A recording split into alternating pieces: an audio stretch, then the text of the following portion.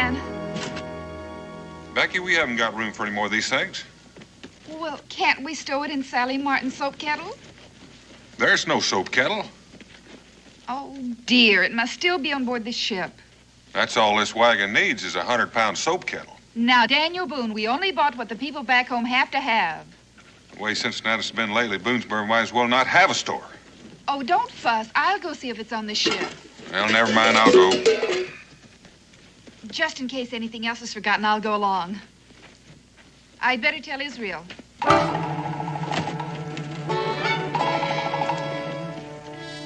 Israel?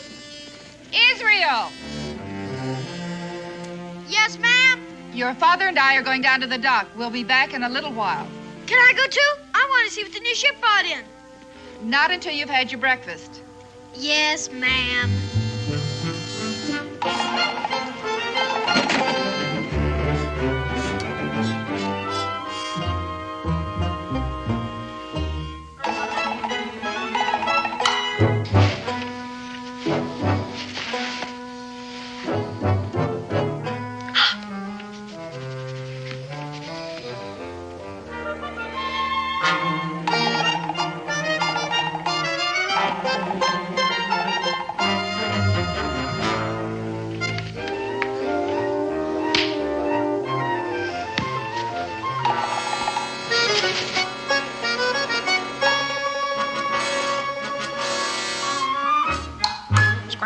Square deal. Did you say something? Square deal. Square deal. Talking crow? With a gold chain? Pure solid gold. Hey, you stay right there till I go get Pa. Hey, that's my new minted silver crown. A deal's a deal, mister. You drop that.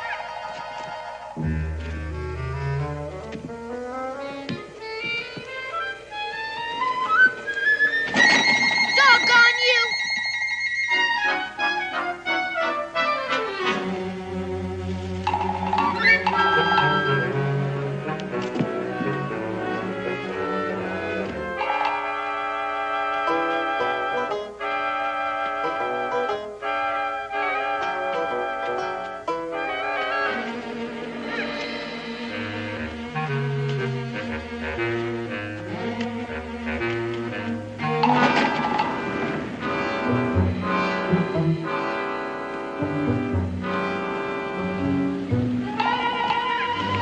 You doggone bird!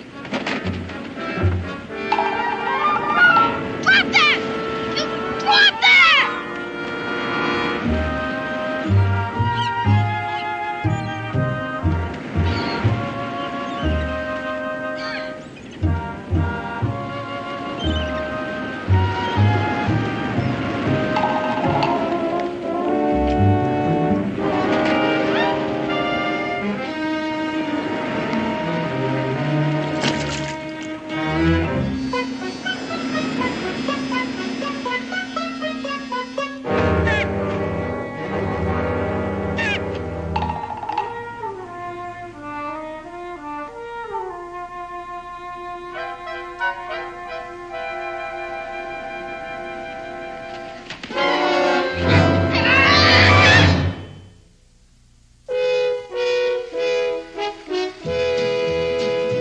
Daniel Boone, what a doer, what a dream comer, truer was he.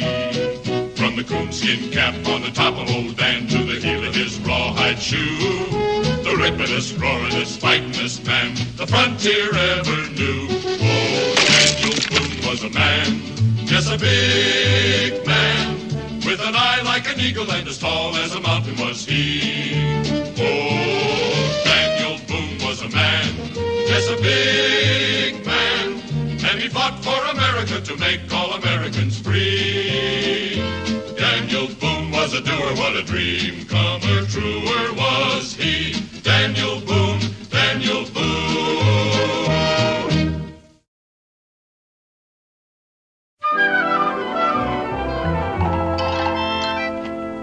You'd run into a wall and dashed your poor brain out if I hadn't stopped you, lad. Yes, sir, I suppose. Was that a real man? That he was. So small. Yeah, that's why we call him Short Joseph. He was a good shipmate. Little Scataway's my name. I'm a seafarer lad. Israel Boone. What was that name again? Israel Boone. My father's Daniel Boone. You probably know him. Israel? I had a shipmate named Israel aboard the old Peril. He ended up climbing the king's rope. Does that mean hung? Aye, that he was. The king's robe. Died cursing as noble as a belted earl. Is he a pirate? Now, if you're going to use that kind of language, yes. The Jolly Roger was our flag, lad. Buccaneers politer. Square Deal's his name. A deal's his motto. He stole my newly minted silver crown. Stole? You mean he took it without giving you something in return? A bundle of needles. Well, then stole ain't the word, is it, son? But they weren't even his needles. He took them off my pa's wagon. A deal's a deal. If I were you, I'd hold my tongue. Your honesty is in judgment. Ah, my lad, he takes to you. Here you are, Square Deal. He also took to my silver crown. Well, you shall have it back, my boy, if that's what you desire. Why wouldn't I? Israel? That name takes me back. I tell you, suppose you take back your silver crown, eh, lad? And you give him back his needles. Nothing gained, nothing lost, right? But suppose the next time he's to bring you something 10 times worth what he takes. Where would you stand then, huh? I don't know how you mean. Well, if you go back on him now, could you take advantage of him then? No, you couldn't. Absolutely not. Will you share a little rum with us, huh? No, sir. No, thank you, sir. All right, here you are, Square Deal. There you go. Now let's see. What can I offer you? A coconut. Coconut? Nectar and ambrosia from the South Seas, my boy.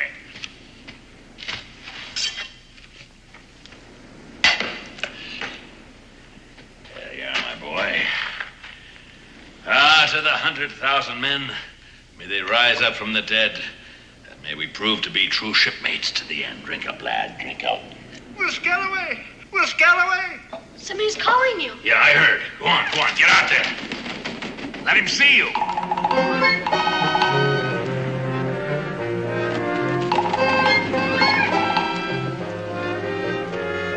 Will, why didn't you sing out? I came with... Belay that! Son, you'd better go. Fly with me, fly with me. Thank you, I'd like to. Glad to meet you, sir. Yeah, same deal. Thank you for the coconut. Yeah, thank you for the coconut there. Will, That's a Daniel Boone's young sprout. Daniel Boone?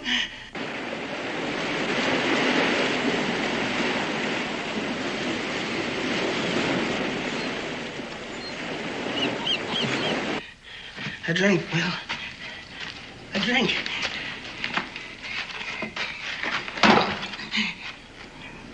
Have you got the Captain Scrimshaw chart? I got this from hand. Huh? Fool, you let him here? You mean he knows where I am? No, nobody follows Judd less than I let him. That's why I was by the captain's side at the end. How did you get the chart? Supposing I don't want to say. I spent years with him in the South Seas before he ran out to Jolly Roger. And I'm the only man that can read that chart. If I croak, you'll never get one doubloon from off the golden line. The captain was a pretty clever man, burying his boys and his treasure. And without his chart, you can dig this cove from end to end to end. Poor Judd. There's a chart. What'll you do with it, mate? Curse he for croaking. Curse hand for croaking. Where's that chart?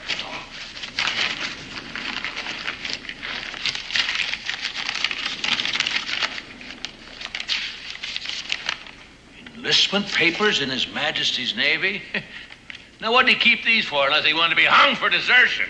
He'll haul the bloke.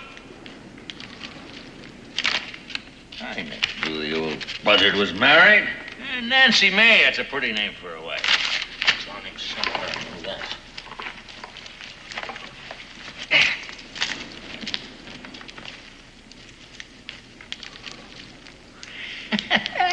You miser. What's that chart? My diary!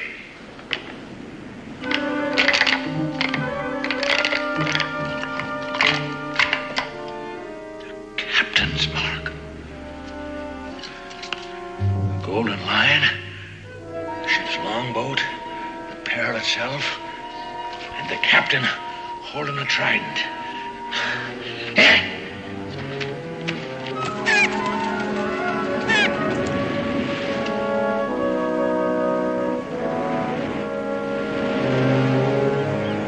Thank you, Captain. You'll be a rich crow come nightfall. Batten down the hatches, storm ahead. Huh? The Boone lad? You shouldn't have invited him back. Breakers ahead.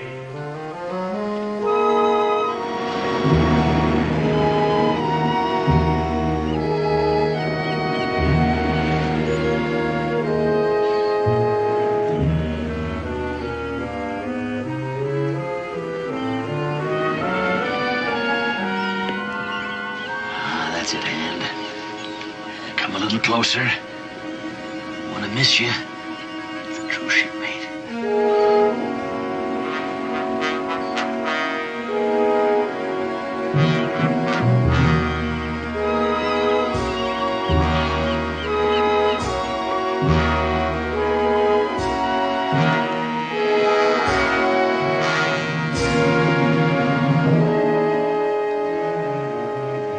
Thank you, mate. I thought she was alone. Gotta think this out.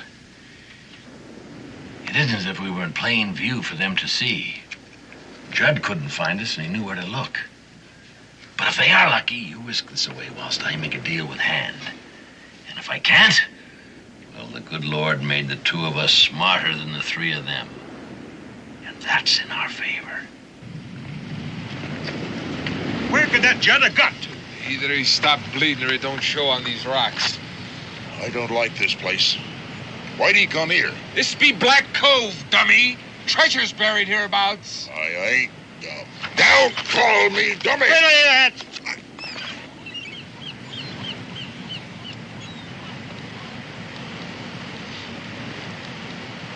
Sorry, Gentle Sam. Why, you was there as much as me. Maybe more, eh? The Perro stood right off that point. Up in the rigging I was, keeping an eye on the Cotton's launch. She rode low in the water, lads. From the weight of gold doubloons.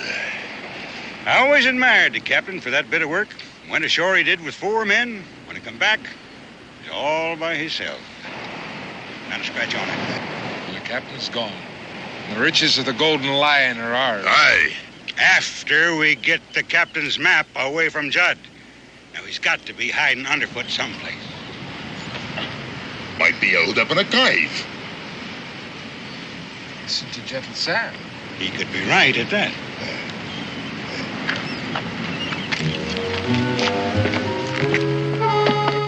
Now, the second I give the sign, you get it out of here. Aye, aye, sir.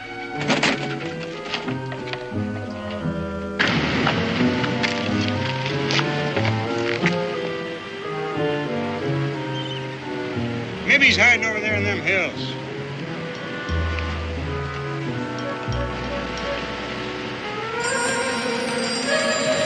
Not yet! Come back here, you! Look, That's square deal. and Will Scataway ain't far away. Well, Scataway and Judd are in cahoots. That's why Judd come running here. Which way that bird come from? Out of the rocks below.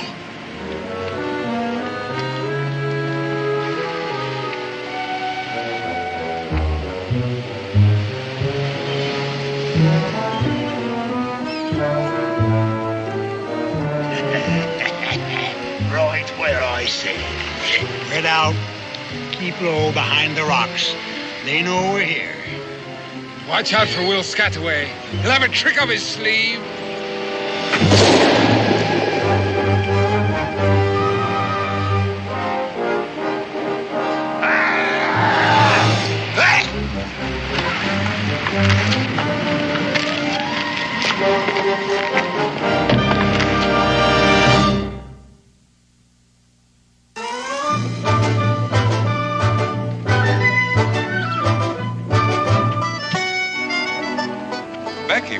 all of this? Well, the plow is the one you ordered for the Jimsons the day we arrived in Phoebus. Here's the bill of lading. The rest, I guess, was delivered with the plow.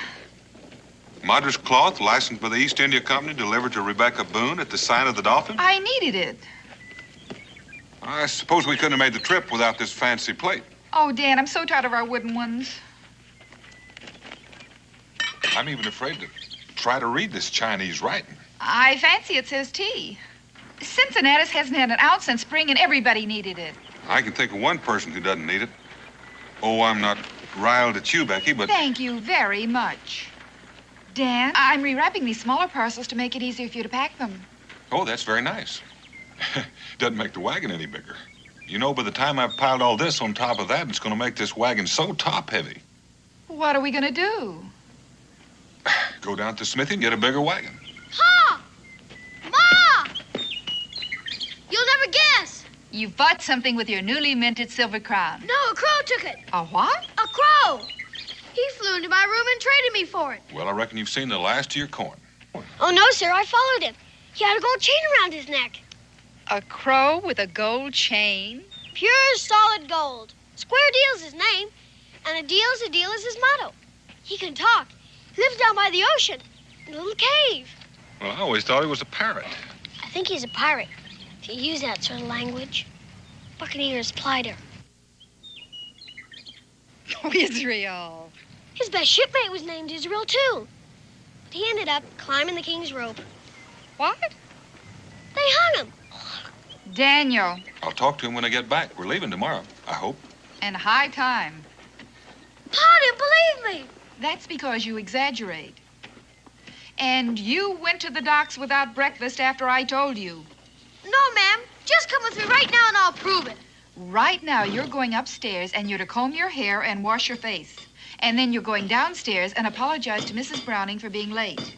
And then you're going to ask her to please feed you. But, Ma, won't you please listen? Did you hear me? Yes, ma'am.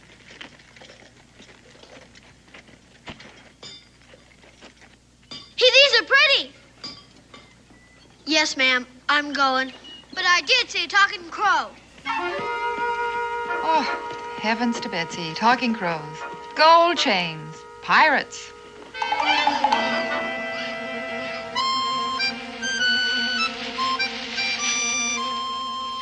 Delivered to Rebecca Boone. Sign of the Dolphin.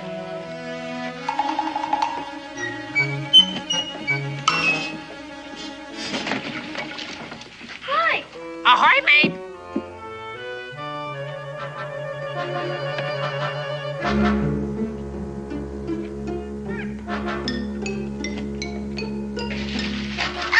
Hey!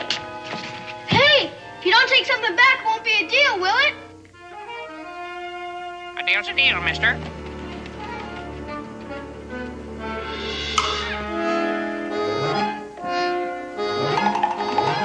Well, at least you got something.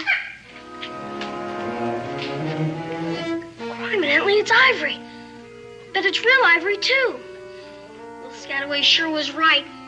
But this is worth 100 times more than that old crown.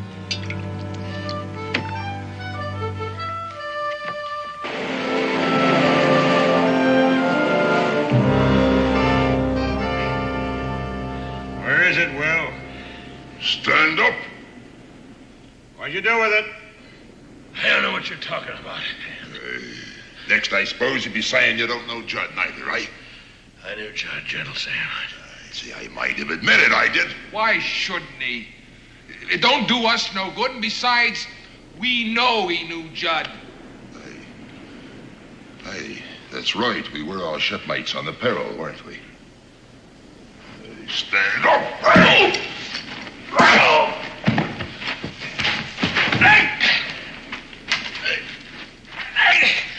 Ready to talk now? Huh? What about? This is your last chance, Will. Where's the map the captain drew to the treasure? I never knew the captain drew a map to the treasure. Why don't you shoot him? Let him say goodbye to his last chance of getting the treasure. Always a trick up your sleeve, eh? Make him swear on the skull. What's the use? He'd lie. Would you lie on the skull?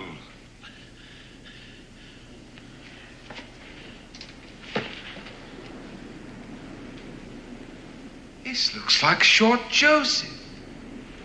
It is. He couldn't lie on Short Joseph. Not hardly. Now listen to me, Will. When the captain buried the treasure off the Golden Lion, he drew a map so he could find where he buried it. That sounds reasonable. It's a fact. Otherwise, he might as well have thrown the treasure overboard. When they held the captain to be hanged, I offered him a monarch's funeral for that map. Shipmately thing to do. The captain gave the turnkey his gold earring to throw Hand out of the cell, which was Hand's good fortune. Otherwise, they might have kept him and hung him. Now, Judd was with him at the end. Why? To get that captain's map before he danced on air. Judd practically said so before you ran away from us. Give him the question. Will Scataway lay your hand on the Short Joseph?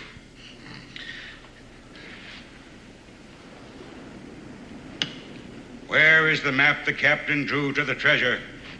I swear on Short Joseph, I never knew the captain drew such a map. And I never saw such on paper or parchment. He lied. He lied on Short Joseph.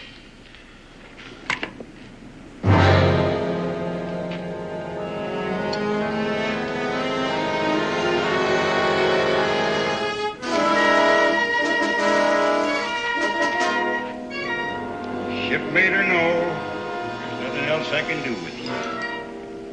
Hand! Look at this. The map was folded up inside.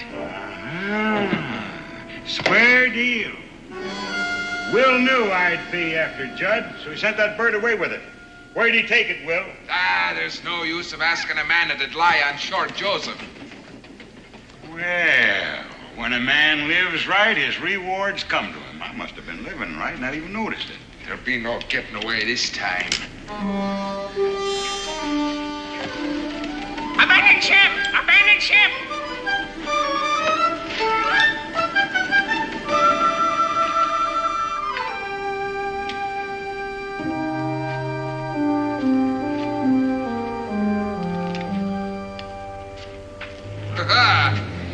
Will's in cahoots with a female. Female name of Rebecca Boone.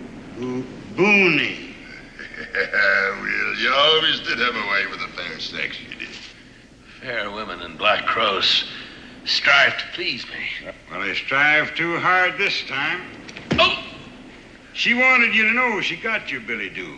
Now, we know where we can put our hands on her, and I got ways of making female women talk.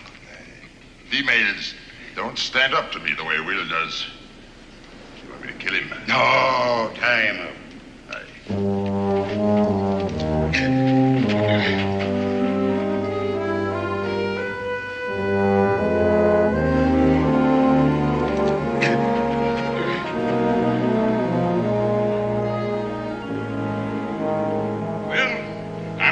You dig up the treasure for me, and then I'm going to drop you in the hole just like the captain did his for. You can say your prayers till we get back. Say one for me, Will, if you got time. I truly regret this, Mrs. Boone.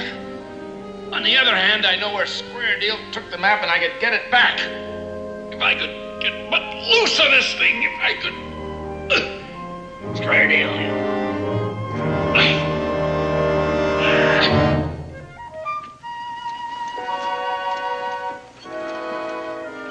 But it is real ivory, huh, Ma? It most certainly is, and the finest example of Scrimshaw carving I've ever seen.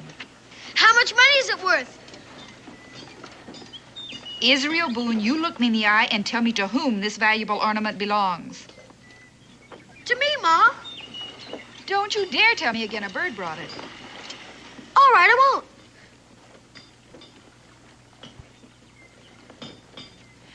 Do you know where it came from? Well, I got an idea. Israel. Yes, ma'am. Yes, I do. Then you march right back with it. But a deal's a deal, Ma. Will Scataway said so himself. He said it would be mine to keep. I don't know Will Scataway, but I do know right from wrong, and I expect you to know the same. Now march. Yes, ma'am. But what if Will Scataway says a deal's a deal, and it belongs to me? We'll face that when we come to it. Now go along. And you come back right afterwards, you hear?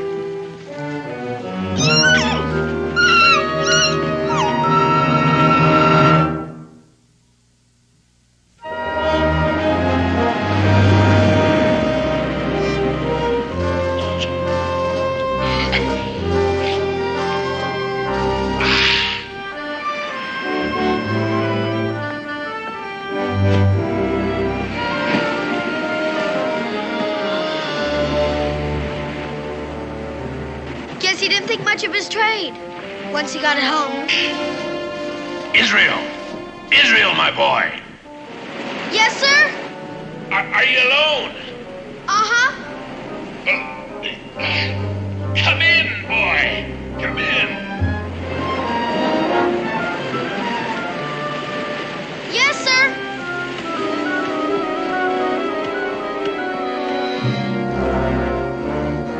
What happened here? What do you got in the barrel? Don't ask questions, son. Just try and loosen me, will you? Yes, sir.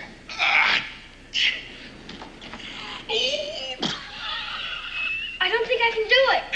When a man from the peril ties a knot, son, that knot is tied. Buccaneers attack you? You may call them pirates with me blessings. Try cutting me loose. No. The blade is over there. Over there. Be quick.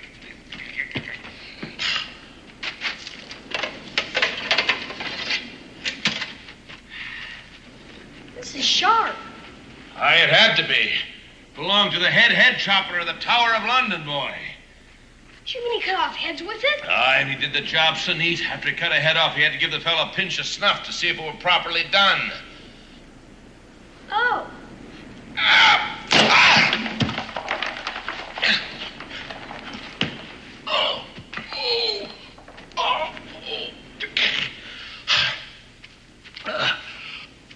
Are you in pain, Mr. Scataway?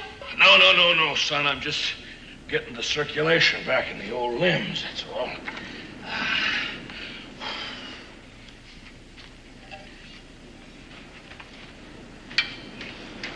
Think them pirates will come back?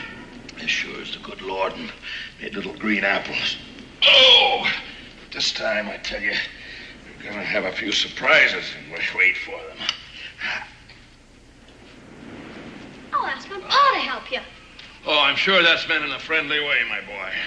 Any pirate he meets up with will be in bad trouble. Well, I'm sure of that. You remember what I told you? I remember everything you said. We're shipmates to the end. Well, that's a solemn prophecy come true because you proved yourself to be a true shipmate. Thank you, sir. You saved this old man's life, and I'll be thanking you when it ebbs out to sea for the last time, my boy. Shipmate, your other prophecy also turned out to be true. Did it now? You know, the one about not taking back my newly minted silver crown. Deal's still a deal, isn't it? Well, sure, why not? Well, Square Deal already traded me this.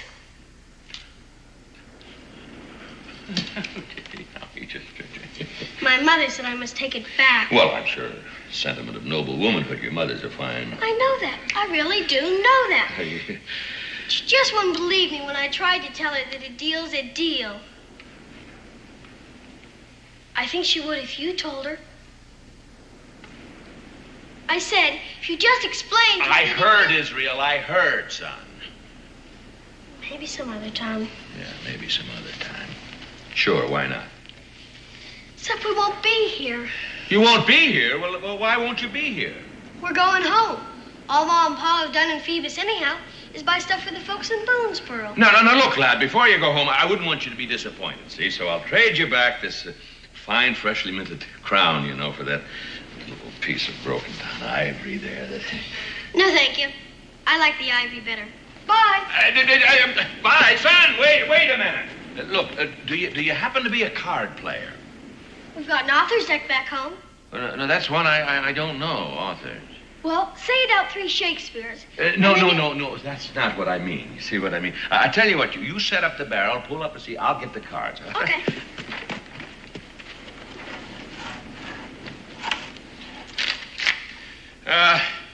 Here's a little card game, a seafaring game. We call it cutthroat in the forecastle. Why do they? Well, we'll just play a few games in the open, you know, till you learn the ins and outs of it. There you are. Cut. And you need it. What a mess! What a mess!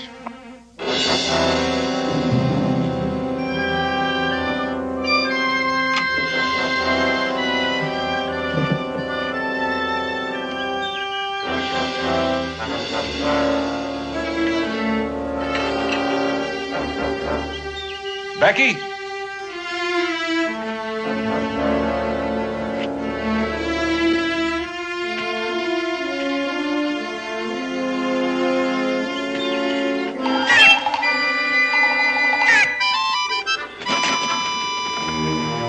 Becky!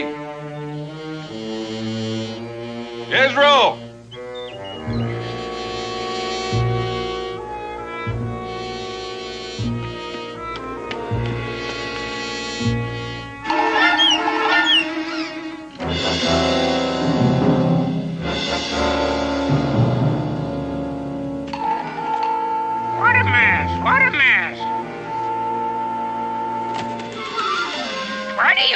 A deal's a deal. Israel told me about you, but I didn't believe him. Israel climbed the king's rope. What's this about Israel? They hung him, stupid. Must be something wrong with me talking with a crow. Now get out of here. Foul weather at the cave. What's this about the cave? Batten down the hatches, storm ahead.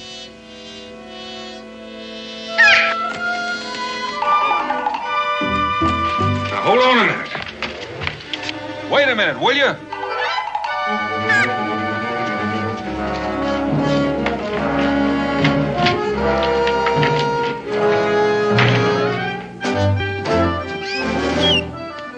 Go ahead and don't lose me. A deal's a deal.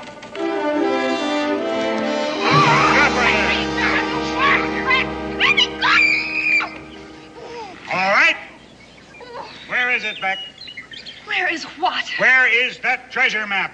I don't know anything about a map, and I don't know anything about a treasure. And I think you've been listening to too many sailor stories. Hey, maybe I should wallop her, eh? In a minute.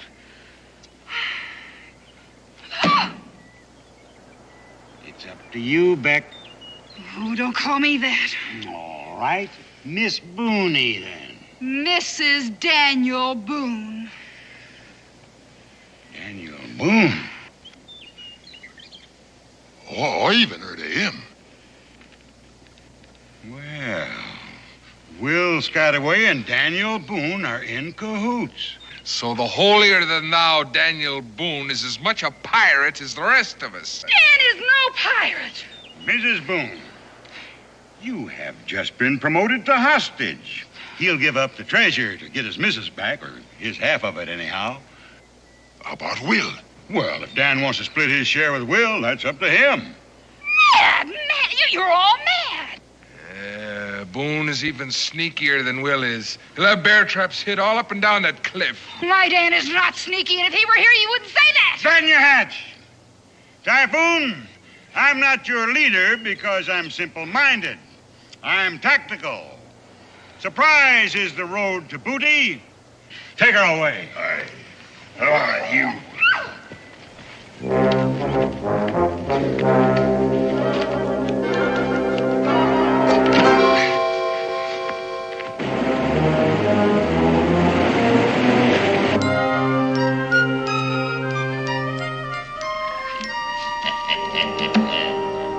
I win again, even with the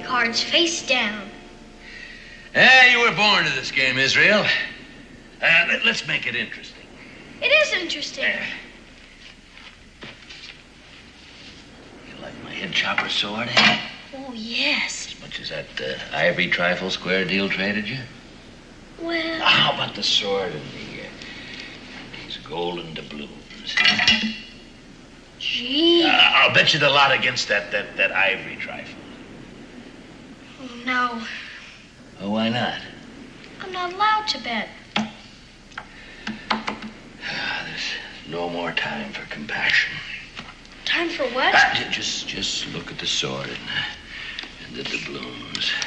They are interesting. I've got no more character. I'm getting old. Well, now, you may not get any older. Pa! Outside. Now, where's my wife?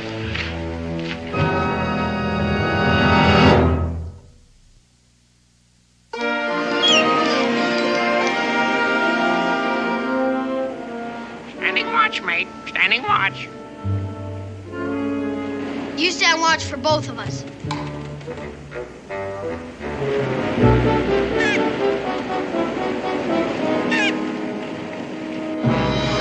Now, I ask you a question. Where's my wife? Well, I have a shrewd idea who took her, and it wasn't me. Was it them pirates? Yeah, my shipmates from aboard the old Peril. Then there really was a peril. Hand was a third mate. Ferocious and cunning man. And if I know him, he'll be coming back here. But what did they want with Ma? Well, son, you might as well know soon as late. It was my doing. Otherwise, old Will'll be a dead man. Just tell it. Well, if the young sprout will... If I could just have the Scrimshaw carving, if I... Israel? This is what Hand wants, only don't know what it is. Then how can he want it? Well, if I could step past without getting a hole in me gizzard, I'd...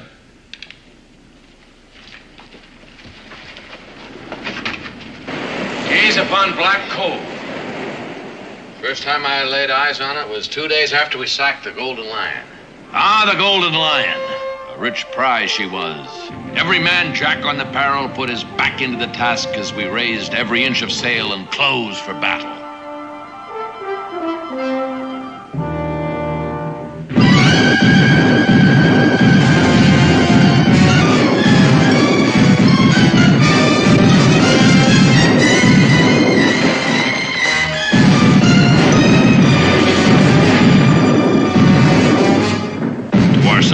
She gave as good as she took.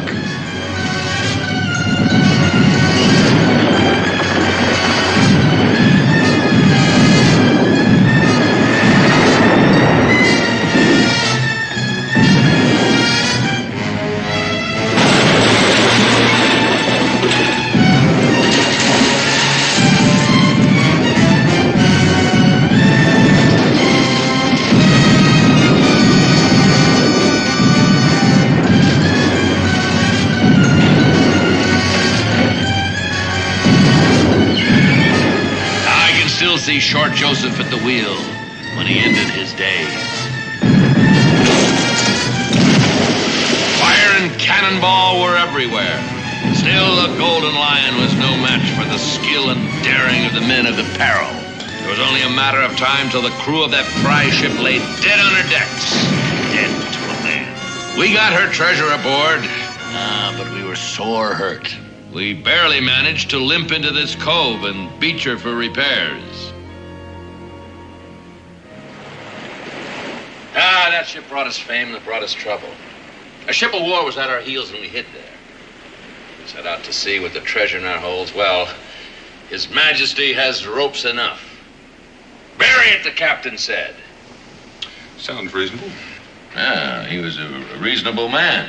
Well, he buried the treasure and we set safely out to sea. And from that day on, every man Jack thought the treasure was his own. And day after day, they kept searching for the parchment map. And day after day, the captain, as if he didn't know what they was up to, he sat scribing his Scrimshaw. And only I knew what it was. And this is the chart of the place where the treasure's buried. Aye, clear as print to those that can read it, and I can read it. But Where are the letters? Letters are for educated people. Gypsy knots. Signs that thieves leave on walls. And secrets Jack Tar scribes on a whale's tooth. They shout out loud to me. Is that the Peril? Yes, it's anchored in the deep, can't you see? And there's the captain's longboat. And the stone lion guarding the treasure. You mean that rock is supposed to be a lion? Yeah, you gotta use your imagination. Number 14 on the ship. Does that mean the number of paces? Right, old Neptune's trident there. Oh, and old Neptune's trident is where the treasure's buried. Well, that's what the captain would hope he thinks, see. And you dig and dig and dig till you're old and gray, and you'd find nary a farthing. Look. Look there. Look out there. Trident shows the opening. Oh, yes, and more. Now, look here. The center time's a compass, pointing true to the North Star. Now, the outer rim's a path to follow, moving by the clock, as every sailor this side of the equator knows. North by the star, northwest by north, due east. Hey, your father made a fine sailor, Israel. The North Star's over the woods, too. Due east. That brings us south just above the high tide line. South. Circling southeast. Due south to a point just level with the opening in the rock. With your 2 feet standing on your own 50,000 golden doubloons. My golden doubloons. He's dividing the treasure with us, Pa. Well, now, Israel, you've got to own before you can divide. Well spoken, Mr. Boone. Shoot him, Mr. Boone. That's hand. No, Pa. They'll kill Ma. It's all right, Israel. Mr. Boone, looks like we both got what the other one wants. Are you all right, Becky? Yes. Oh, she's all right for now. He won't hurt her unless I say so. But if I do... That old square deal was supposed to be standing guard. Foul play, mates, foul play. Breakers ahead, breakers ahead. Mr. Boone, I got a deal for you. What kind of deal? I get the treasure map. You get Mrs. Boone. It's a deal. Well, I reckon I agree, especially when there's nothing I can do about it. Well, you ain't gonna give him the treasure. Let me have the chart. But you can't trust it. 1 minute after he gets his hands on it, he's just gonna... Stay put. The captain come to life again. Why, he'd have killed us both, Will, without turning a hair. I admire that in a man. Scataway. Yeah, well, I must have dropped it in... Hand it over. What's that? What are you up to? You've seen it before, haven't you?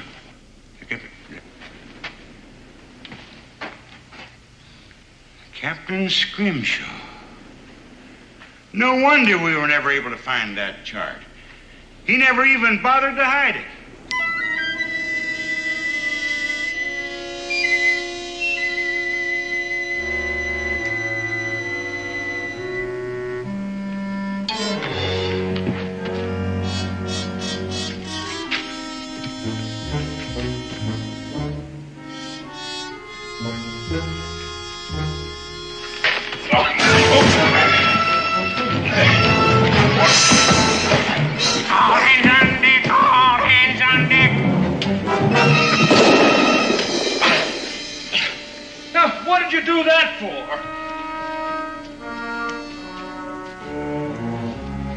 Farewell to the treasure. Looks like we're going to have quite a hanging. Climb the king's rope. I ain't hanging for nothing. Neither.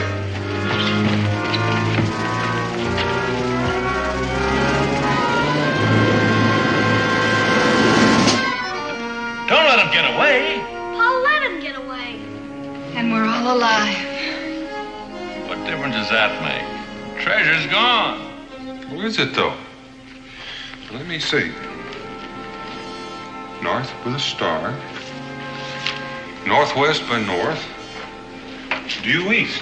Pa remembers the whole thing. Oh, glory be, son. Come on. If my figuring's right, it should be just about there in those rocks. We're rich. 3 cheers, we're rich. Hooray!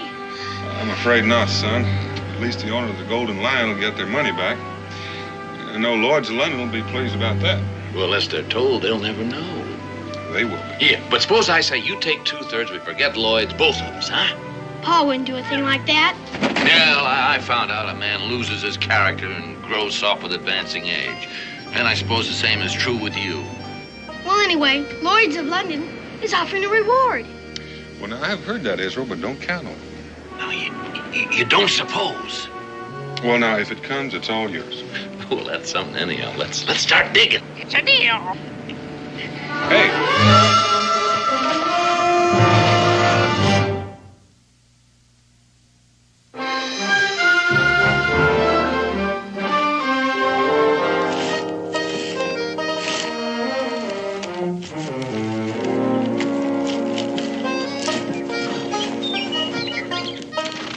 All right, Will.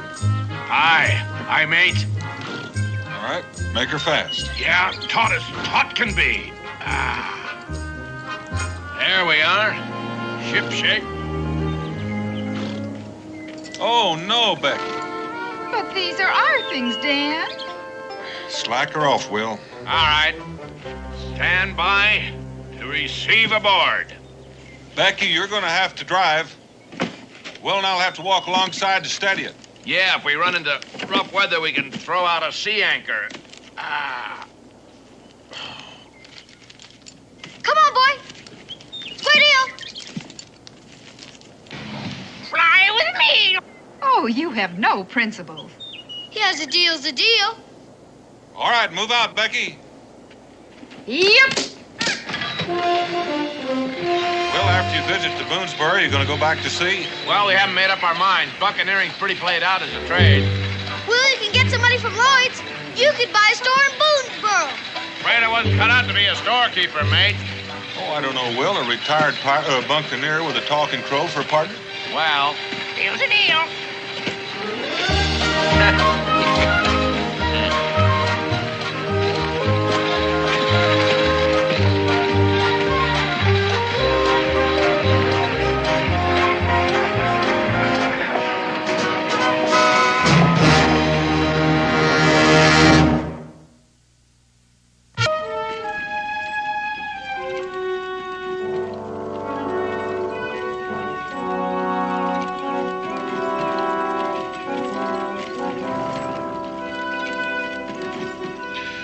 Reckon that's what we've been waiting for.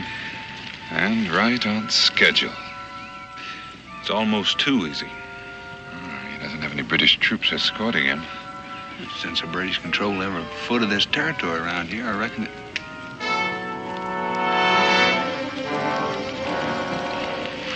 Shawnee? Yeah. Well, that's something we didn't count on. We are the British.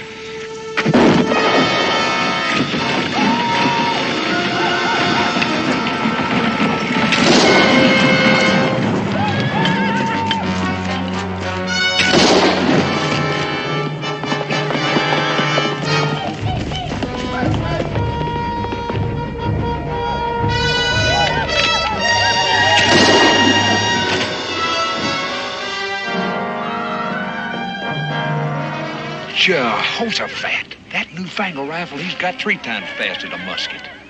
And there are 200 more of them in that wagon. The Shawnees must think they've tangled with a magician.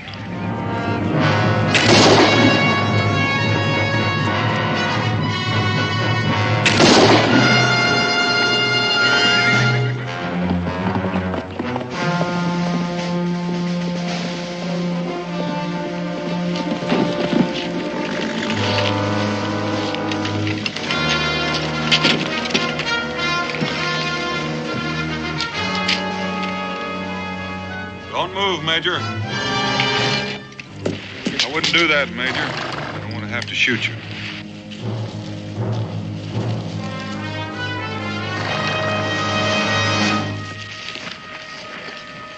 Don't be alarmed, Major Richardson. I'm not a Shawnee. You know my name?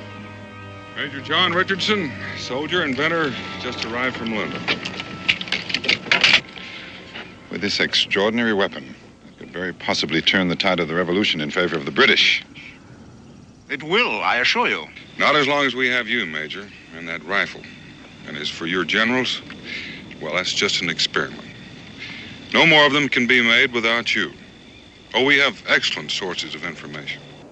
Yes, spies. Patriots, Major. The revolution has friends everywhere, even some in high places in England. Thanks to them, we know that you've only manufactured 200 of these. We know when they were shipped from England. We know that they're all in this wagon. Ain't that neat? We got the Major and the wagon. Except for just one thing. There's not a single rifle in that wagon.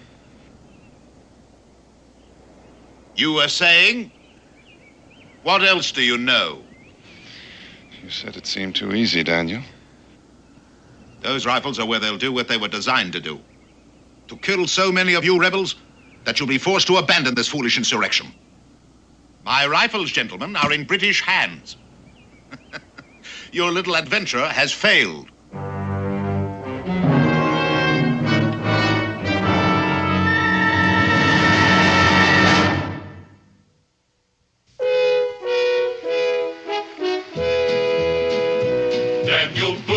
Daniel Boone, what a doer, what a dream comer truer was he. From the coonskin cap on the top of old Dan to the heel of his rawhide shoe, the ripidest, roaringest, fightingest man the frontier ever knew. Oh, Daniel Boone was a man, yes, a big man, with an eye like an eagle and as tall as a mountain was he. Oh, Daniel Boone was a man, yes, a big man, and he fought for America to make all Americans free. Daniel Boone was a doer, what a dream comer truer was he. Daniel Boone, Daniel Boone.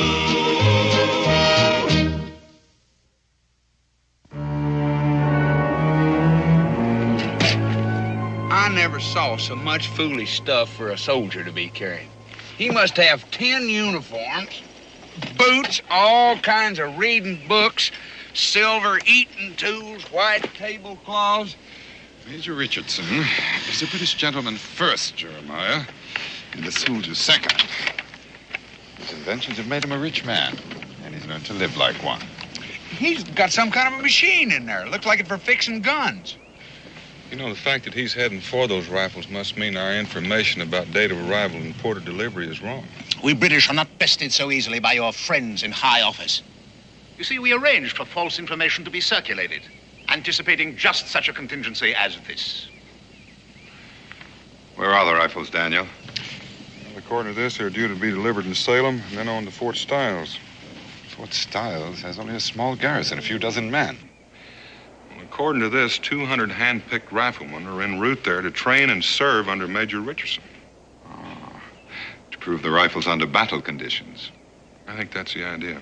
Rather frustrating, isn't it, Mr. Boone? Those rifles won't do them much good without you, Major. My dear man, the whole British Army doesn't cease to function if one officer disappears. Anyway, anyone can learn to fire a breech loader, even mine.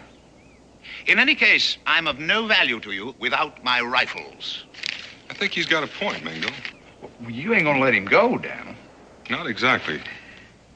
The Major arrived at the port of Boston less than a week ago, and he's never been here before. That's correct. What about it? He's due to report to Fort Stiles. Now, chances are no one there knows what he looks like. Mr. Boone, surely you're not thinking of trying to pass someone else off as me. I am thinking about it, considering the stakes. Well, they may not know my face, but my reputation is well established. Anyway, where could you possibly find anyone in this wilderness to impersonate an educated British officer and gentleman of breeding and culture? Right here.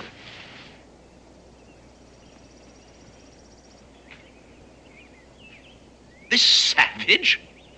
Well, this savage, Major, is a graduate of Oxford. And as for your reputation, you may have difficulty living up to it once Mingo is impersonating you. Now, let's get out of this open. We've got some work to do.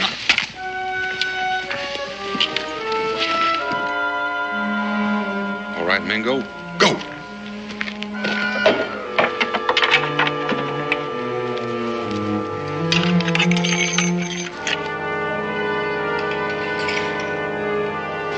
You don't actually believe he can learn in a matter of hours the skills of a lifetime, do you? I think he can learn well enough, Major, to fool anybody but you, and since you won't be there to call him on. Done.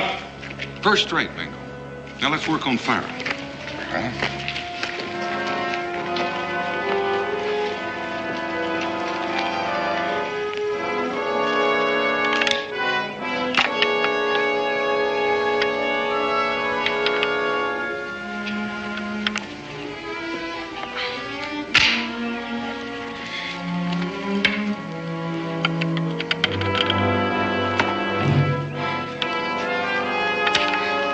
Anytime you're ready, Daniel. Fire.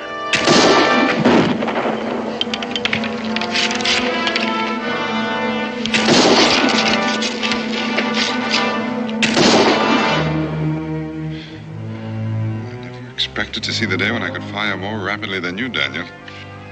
Speed's important, Mingo. It's not worth a hoot without accuracy.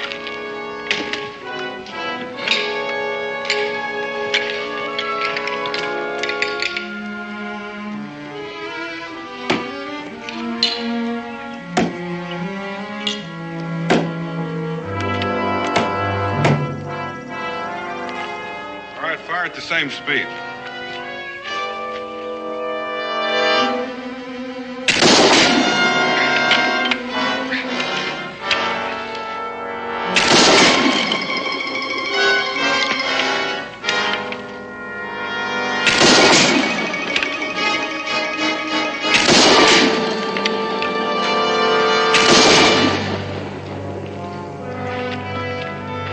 You're to be congratulated, Major. Truly magnificent weapon. Yes, sir, Major. Your rifle in the hands of 200 Kentuckians, well, they'd be the equal of 1,000 of the Crown's finest. Well, you're getting a little ahead of yourself, Mr. Boone. Even if he is accepted as me, how do you plan to get those rifles out of Fort Stiles? Well, that's a good question. I wish I had the answer.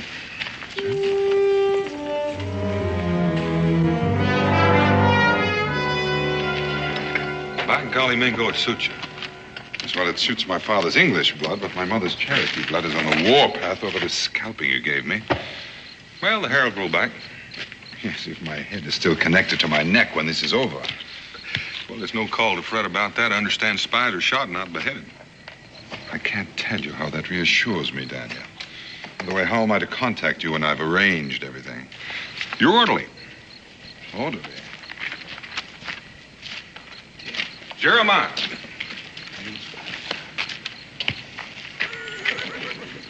Well, you reckon I'll pass for an Englishman? You will if there's a place in England called Kentucky. Huh? From now on, you're going to develop a sudden case of sore throat. Sore throat? The minute he enters that fort, he's going to go mute. Is he trying to tell me I talk funny? Oh, he meant no offense, Jeremiah. It's just that you speak a little peculiarly for a British red coat. Daniel, do you intend to remain camped here? Mm-hmm. Aren't we a bit close to Fort Stiles? I know that. But it shouldn't take you too long to figure a way to get those rifles out. The Major's wagon should come in handy. You can get word to me by Jeremiah, hopefully by morning. There's liable to be redcoats swarming all over this place come daylight, and there may even be patrols through the night. Major, I'm going to have to ask you to change your uniform. I will not, sir. Well, either you take those clothes off or Mingo and I are going to help you. Jeremiah's clothes should fit you just fine. Those filthy buckskins?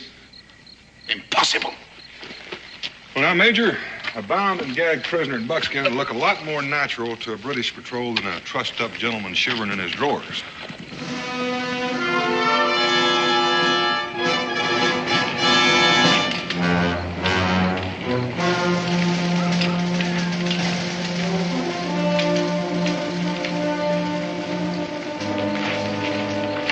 British officer wagon approaching the gates.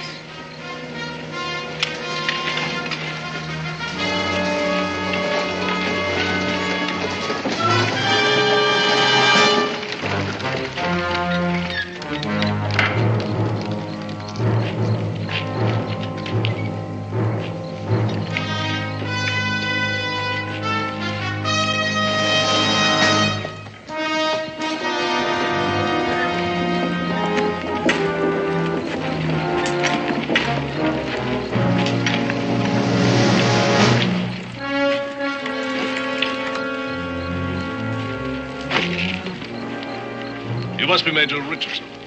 Colonel. I insist that you inspect my papers, Colonel. Yes, of course, but I have been expecting you, and there's several... Well, then I presume that my quarters are ready. Yes, but I thought we'd have a little talk first. Where are they? Well, you're in the same building with me.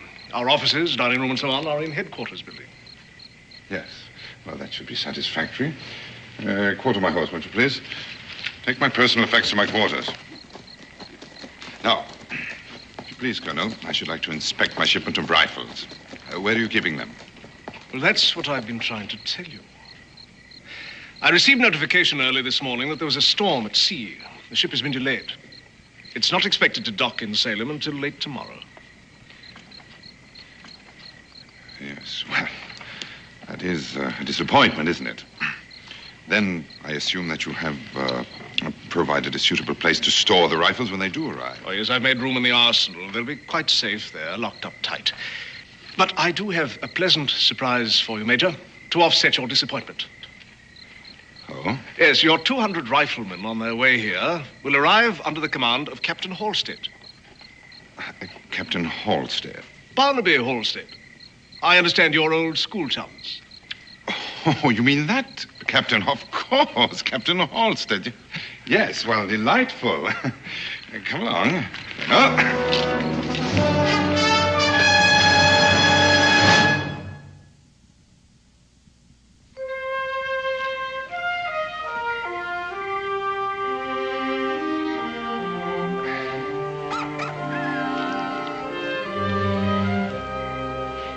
I reckon you're used to something fancier, but your appetite ought to make this taste pretty good. I shall take extreme personal pleasure in attending your execution, Mr. Boone. You like to count your chickens, don't you, Major? You'll never get those rifles out of British-held territory. Even if your Indian friend does succeed in fooling the commandant at Fort Stiles. Why don't you kill me, Mr. Boone? If you're entertaining an idea of somehow using me to aid you with your flight... Eat it. It tastes better while it's hot. I never claimed to be much of a cook, but it is nourishing. What is it? Be quiet. Be quiet. Why should I?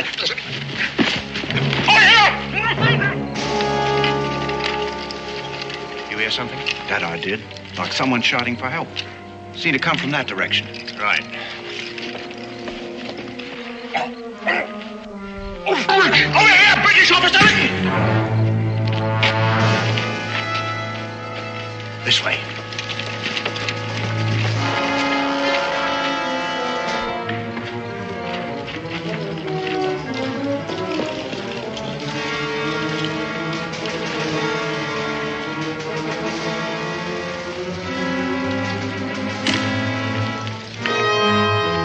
Over there. Spread out.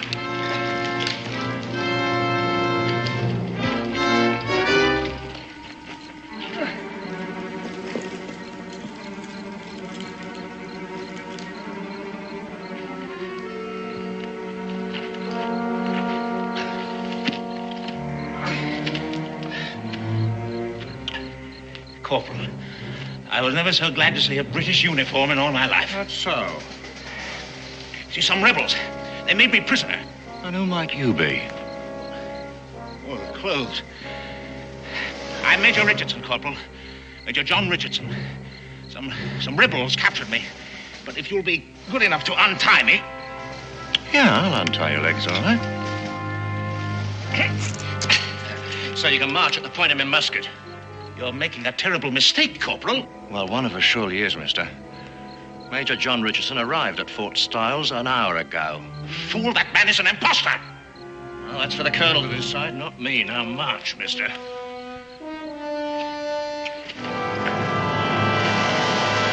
All this finery, Major, is bad for my morale. Makes me feel a bit homesick. The truly civilized man carries his civilization with him, Colonel. I, for one, should find it unbearable to have to live for very long as the primitives in this country do. Well, then I must apologize for the plain fare my orderly prepared for your palate.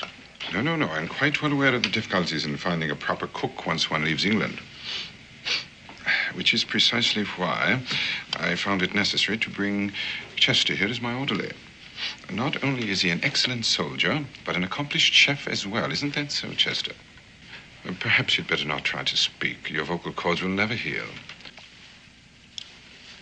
As soon as we're settled in, I'm sure that Chester will take great pleasure in delighting you with his skills in the kitchen. What exactly happened to his voice? Dust along the trail, I expect. Inflammation of the throat. Chester, you see, is accustomed to the more salubrious climate of our homeland. And his health, I fear, is rather delicate.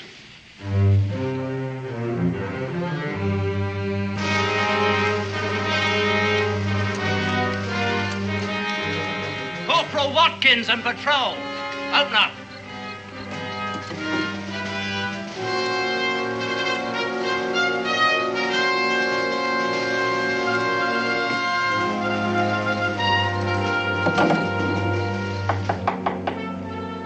Come in. Oh, sir, there's something that requires your attention. Yes, what is it, Corporal? Well, it's urgent, sir. Well, speak up, man. Well, I don't think you'd want to bother Major Richardson, sir. Well, I'm sure it can wait till I finish my coffee. Well, I suppose it can, sir, but I thought you might like to attend to it now. I mean, just in case there's something to it. Not that I think there is. All right, Corporal, all right. Anything to stop your babbling. Excuse me, Major. This will only take a moment, I'm sure. What do you suppose that was all about? I don't know. But why do you keep telling him I'm such a good cook? I was playing a part, Jeremiah. Overplaying your hand is more like it. The way you talk to him, he's a colonel, you're a major. You've seen the major. You know his reputation. He'd be arrogant before the king. Maybe, but if I do any cooking for him, you're going to have a sick colonel on your hands. That might not be such a bad idea. Look, we've got to get word to Daniel. Tell him that the rifles won't be arriving until late tomorrow and that a friend of the major's is due here. I can't just walk out of this fort. No, I guess you can't. But you are supposed to be a master chef, and a master chef uses rare herbs and spices that grow in the woods. I wouldn't know an herb if I fell on one. Well, most people wouldn't. Well, you can't speak, so I'll give you a note to show the guard at the gate. After you've talked to Daniel, pick some weeds to take back with you. You people are ingenious. You know, your story is so ridiculous, I'm almost inclined to give it some credence. Well, why do you suppose I was tied up? And why did I shout for help? Well, certainly the corporal told you that... that... have to do better than that. Anyone can tie a rope around his legs and shout for help. The corporal surely told you there was another man there, the one they followed. Yes, and lost. Your accomplice in trying to convince us of this nonsensical story. For what reason? Well, probably to get your hands on those rifles, I expect. The rifles? Yes, the rifles. That imposter brought one with him, didn't he? Well, look, I can describe it to you. Yes, prove to you that I know it as only the inventor could. Major Richardson has already done that. Major Richardson? I know you people have friends in London, and I'm sure they've given you all sorts of information about Major Richardson and his rifle. There's one thing they can't help you with. Major Richardson is a born and bred Englishman. There's no doubt about that. You fool. He's an Indian. Oh, you are amusing. You mean he's one of those savages? Yes, yes. He's an Indian. He just happens to have graduated from Oxford. It gets better and better. Wait a minute. Wait a minute. His orderly. He told you the man had a sore throat, didn't he? Well, that's because he's a Kentuckian. Yes, one word out of his mouth and you'd know something was wrong. Well, you'll have a chance to prove who you are, or aren't. How? In the next day or so, an officer will be arriving here, a man who's known John Richardson all his life. What officer? A Captain Halstead. Barnaby Halstead? Perfect. Well, your friends have done a complete job, haven't they? That will settle this, won't it? And I'm afraid, Colonel, that when it does, I shall be forced to send a report on this entire matter to London. It's one thing to be cautious, but it's something else altogether to be an out-and-out simpleton.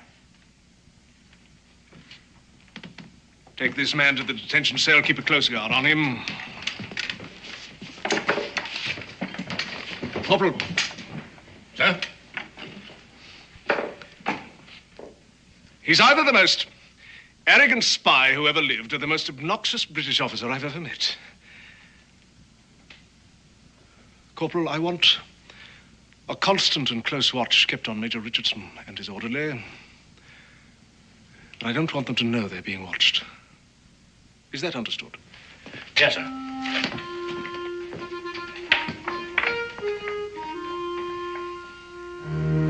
Well, it appears to me that the longer we keep up this play acting, the more apt we are to stick our foot in their mouth. Now, if them rifles don't get here pretty soon.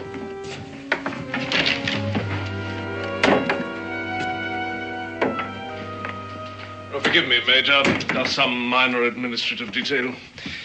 Being a fort commandant can be a bore at times. I dare say. Oh, dear, your coffee must be frigid. Chester, if you had more hot coffee for the No, no, thank you. I've had quite sufficient. Chester, how long have you been with the Major? Oh, poor chap. That throat must be as raw as fresh-cut beef. 2 years, Colonel. He was assigned to me directly after I received my commission.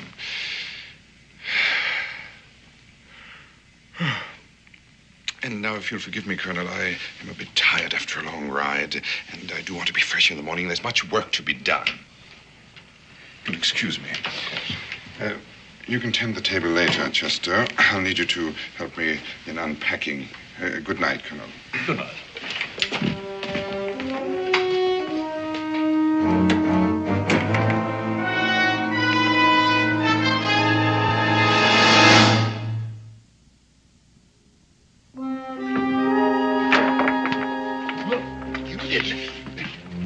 You stepped right on my... You know you pretty nigh broke my toe. You were going to answer the Colonel, weren't you? Why, he's sneaky. That's because he's beginning to suspect we're not all we're pretending to be. I don't know why, but we're going to have to be doubly careful from now on. I should pass you through the gate. I'll tell Daniel about the delay in the rifles and so forth. You're sure you can find him? Look, I may not be much of an orderly, but I ain't no oaf.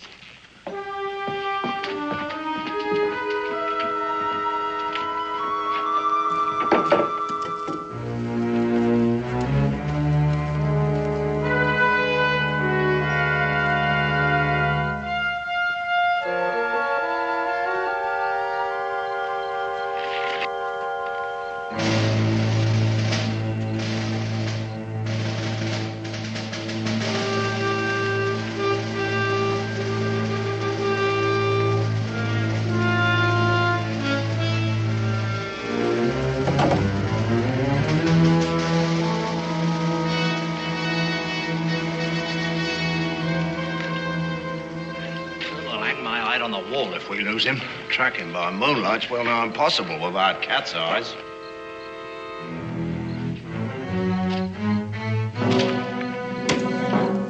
This way.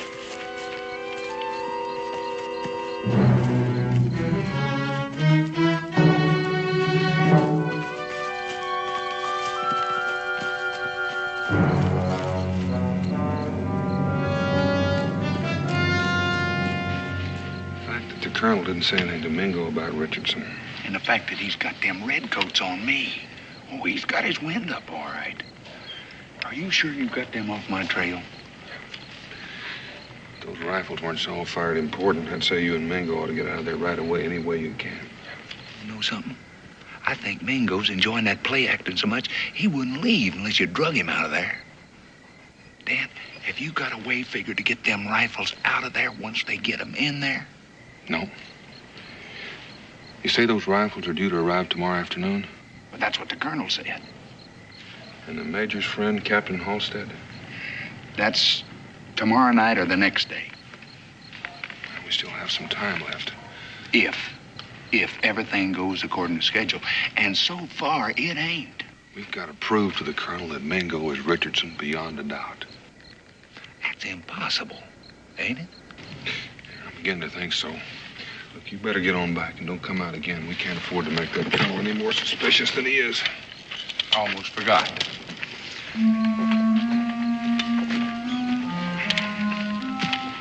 What's that? Herbs. What? Herbs and spices. That's what I'm out here for. I'm supposed to bring some back. Weeds will do just fine. That gives me an idea for your throat.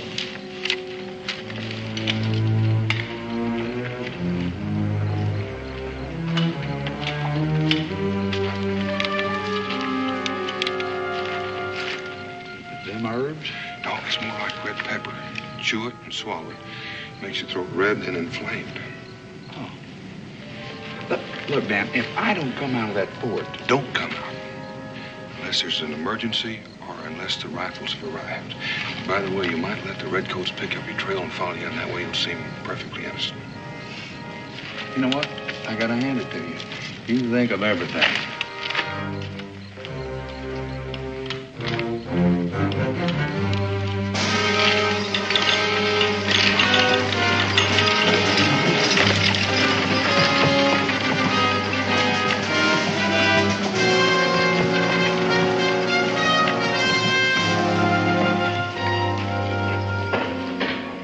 Men, form a double rank. Sergeant, open them up. Well, this must be a big moment for you, eh, Major? It is, indeed. Sergeant! Through that axe.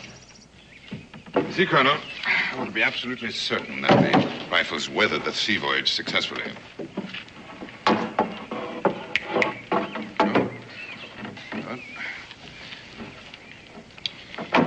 There, Colonel. This is the weapon that's going to bring a quick end to the fighting. Yes, I believe it might. If it's all you say it is. Oh, it is. It is indeed, and more, I assure you. I don't suppose you'd care to give us a demonstration, would you? A demonstration? You mean right now? Yes, right now. Why not? Yes, indeed. Why not? Corporal. Sir. Arrange a target for the Major, will you? Sir.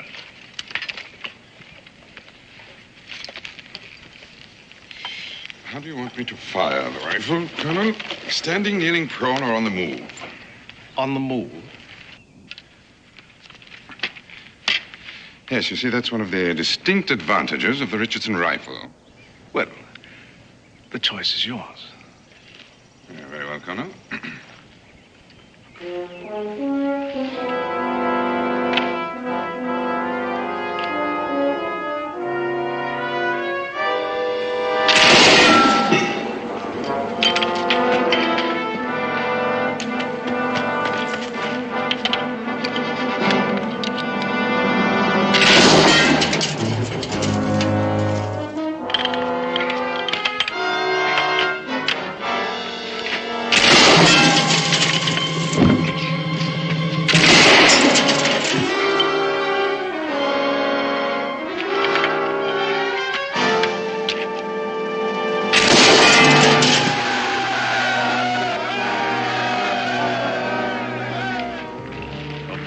Impressive demonstration, Major. Thank you, Colonel.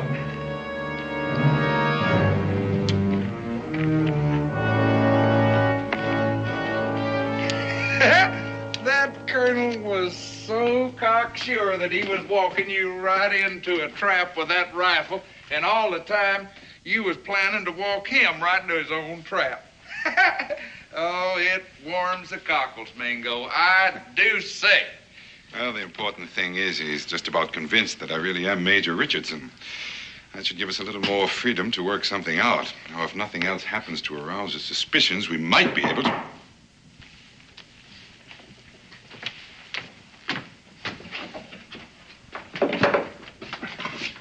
Major Richardson, I've a really extraordinary surprise for you. Oh, well, out with it. You'd better put your tunic back on. Don't tell me Barnaby Halstead has arrived already. No. I said a surprise. Oh, what could possibly happen in the middle of the afternoon in a frontier fort that would require my being formally attired? The arrival of a member of the fair sex. And I do mean fair, Major. You ought to be congratulated. She is a beauty. She... Yes, her boat docked in Yorktown yesterday. All the way from Liverpool, just to surprise you on your birthday. And she's in the sitting room waiting for you right now. Well, can't you guess, man? Miss Ellen Courtney, your fiancée.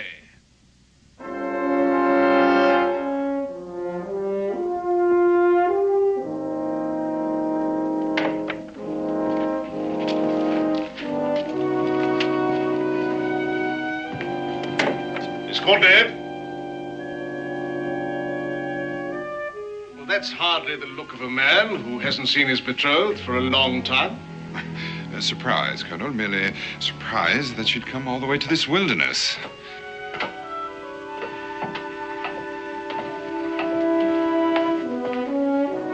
John, darling, how wonderful to see you. My dear, how can I ever tell you how happy I am?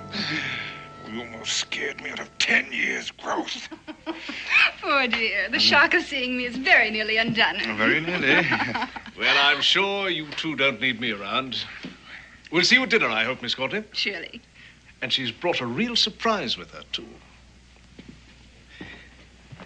Oh, Chester, Sergeant Miller, who brought in the rifles, has potions and ointments for all sorts of ailments, and he knows a bit about medicine, too.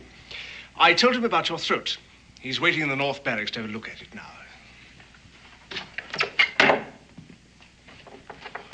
Rebecca Boone, what in the name of heaven are you doing here? Well, convincing the colonel that you're Major Richardson, for one thing. You did a fair job of that, but don't you know the British shoot spies? Oh, I don't think the British would execute a woman.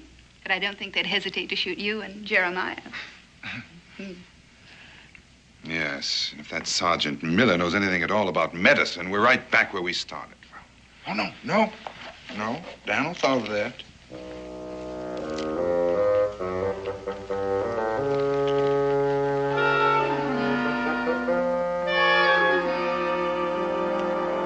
I'm on fire. I am burning up. Good. Now's a fine time to show your throat to the sergeant.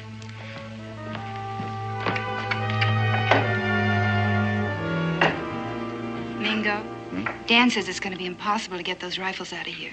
Yes, with that Captain Halstead and 200 British soldiers due here any moment, he's probably right. But he does have a plan for the rifles and the Major. Speaking of Daniel...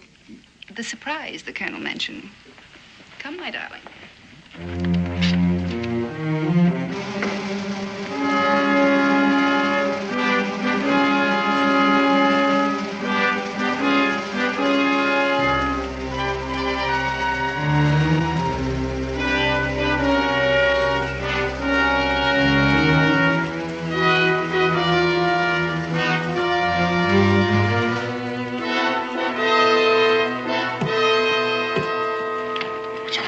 The surprise. It's the rest of your things from your flat in London. You couldn't bring them when you came. Since we're going to be married, I thought... Yes, I know, but where's Daniel?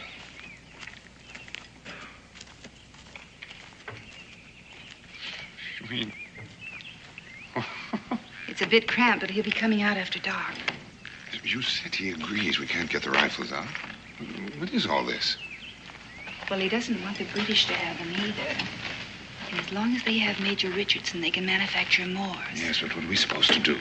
Of course, darling, we'll have to buy more things. But you'd be surprised how comfy it'll be when I get it all fixed up. Yes. Colonel, can't men be difficult? Forgive me for interrupting.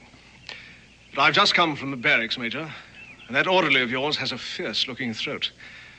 However, Sergeant Miller tells me that he has a swab he's sure will clear it up in no time. He assures me that Chester will be having his voice back in a matter of hours. Oh, I am glad to hear that. Major, I didn't break in like this to tell you that. Not principally, anyway. Well, what is it, Colonel? I want to apologize.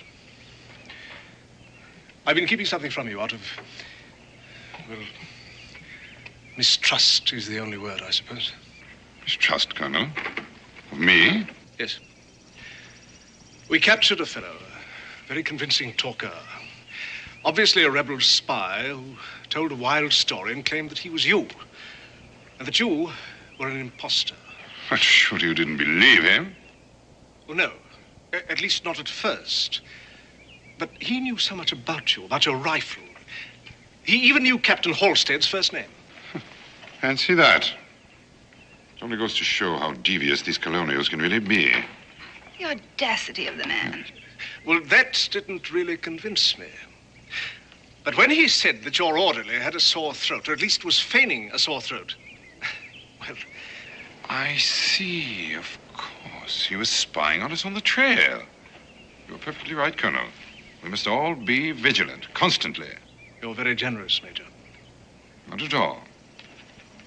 Colonel, what will happen to the man? The spy? Well, he'll face a firing squad. When? Dawn tomorrow. Well, that's all right. Pardon? I mean, I'll be back in my room at the hotel in Salem. I wouldn't want to see. Of course. Well, dinner, then? Horace. Oh, I almost forgot the best part. He insisted that you were an Indian. An Indian? I? An Indian? Fancy that. That is amusing. An Indian, I? An Indian.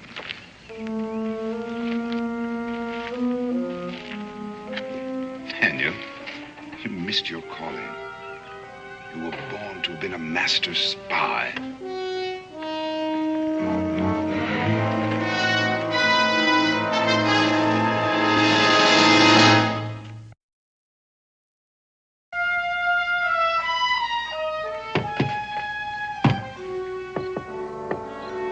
Daniel, it's time.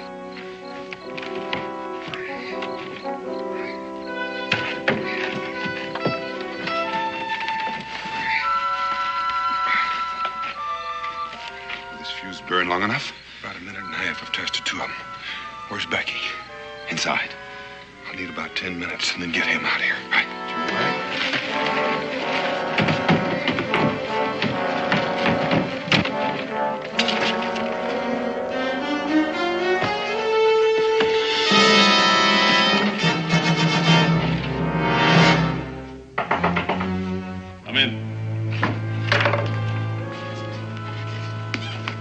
Forgive me for disturbing you, Colonel. Oh, not at all, Major, not at all. Do come in.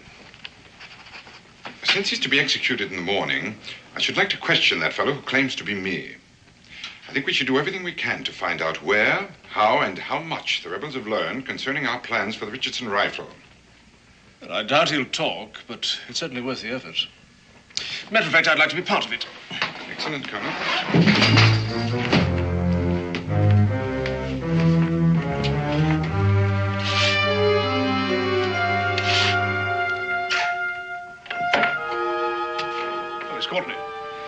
I didn't realize you were still here. John will drive me to my hotel in Salem shortly. Don't you think it would be better if Miss Courtney were not here when we question? You're probably right, Colonel. You'd best wait upstairs, my dear. This may prove to be somewhat unpleasant. Come in.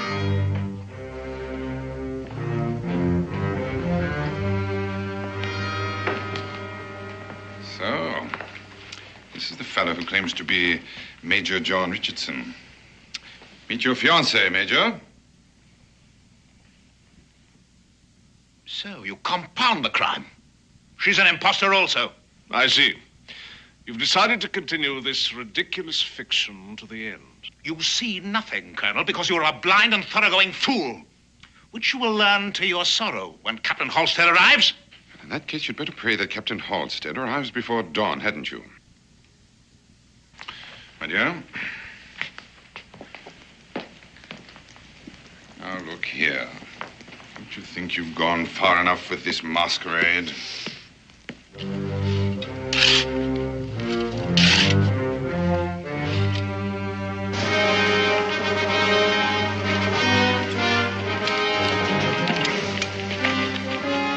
I'm Captain Halstead, Corporal. Yes, sir. The colonel's expecting you, but the troops, sir, we thought you were coming with them. Bivouacked half a mile down the road. Well, I'll tell the colonel you're here, sir. Don't you see how pointless this is? Now, I can't promise you clemency, of course, but if you'll tell us... Come in. Oh, so, Captain Halstead's arrived. Well, show the captain in, Corporal. Yes, sir. Are you going to tell us that Captain Halstead also is an imposter? John, what in the world are you doing in those clothes? Behind you, Barnaby! Don't! Captain, if you'll join the Major there. I prefer not to shoot you, Colonel. At last you can see with your own eyes what an utter fool you've been. Rebecca!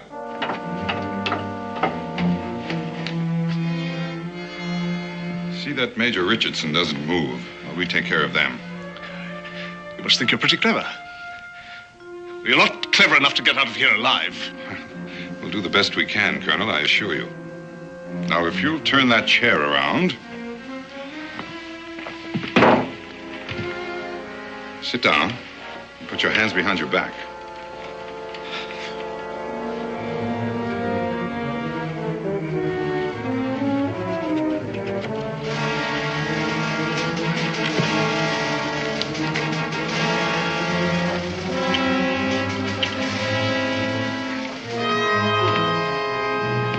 Be grateful, Major. Leastwise, you ain't gonna be shot at sunrise for spying. Meet you at the wagon, Jeremiah. You ready, Rebecca? Yes. Remember, casually now.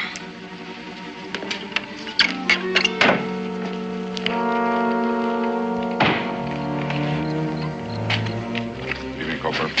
Sir, shall I stable the captain's horse, or shall I leave him here? Captain Halstead will be a while. He's tied up with the colonel. Thanks, sir.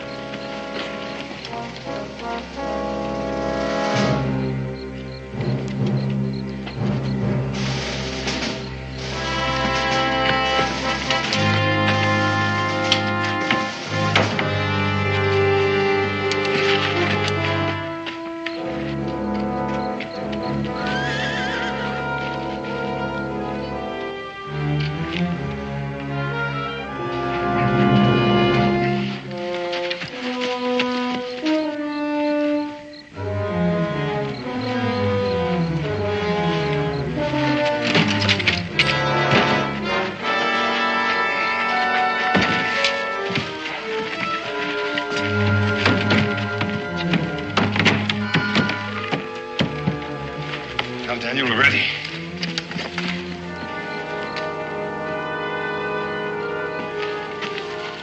You ready? Right. You say that fuse will burn for a minute and a half. You sure it'll blow up all those rifles in there? When that gunpowder goes, those that are not blown up will be burned to cinders.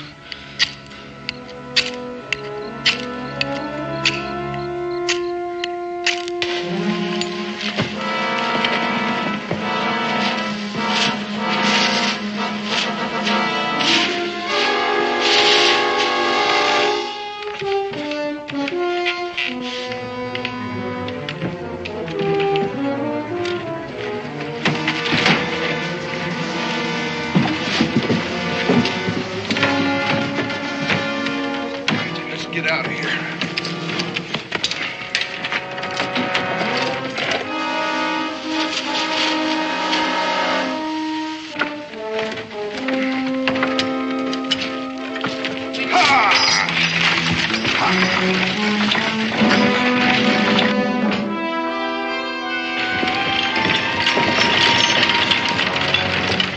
Nice night for a ride, sir?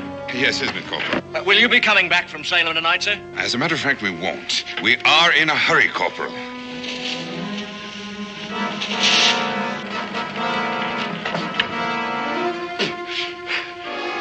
Corporal of the Guard!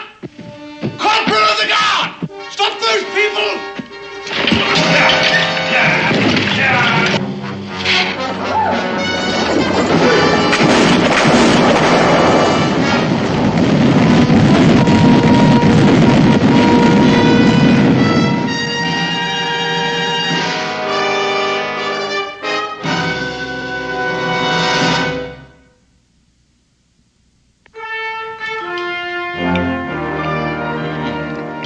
Mighty good.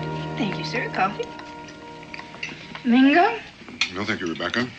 I think I like your hair short.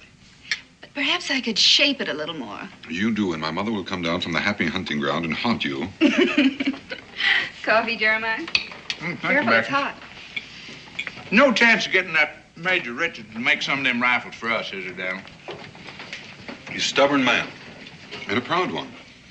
He's refused money, freedom, and a commission in the Continental Army. Can't help but admire him, in fact.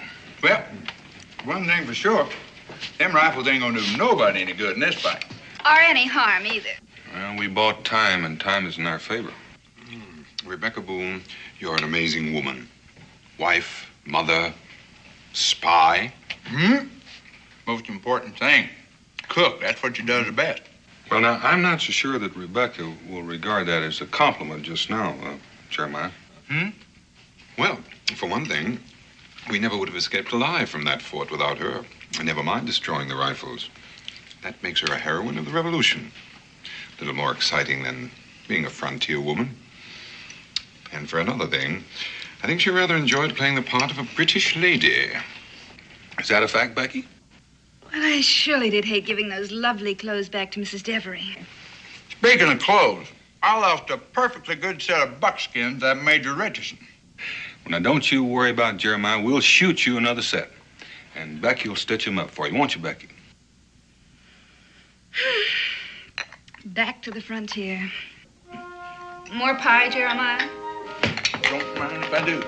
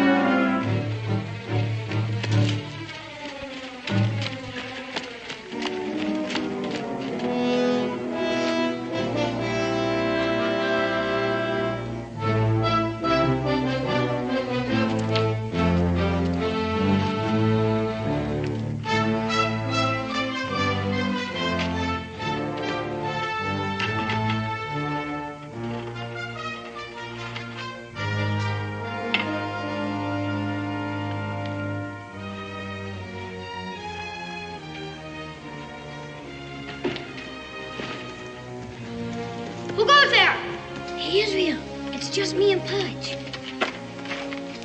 What's the secret password? Skull and crossbones. All right, mates. Come aboard, but step lively.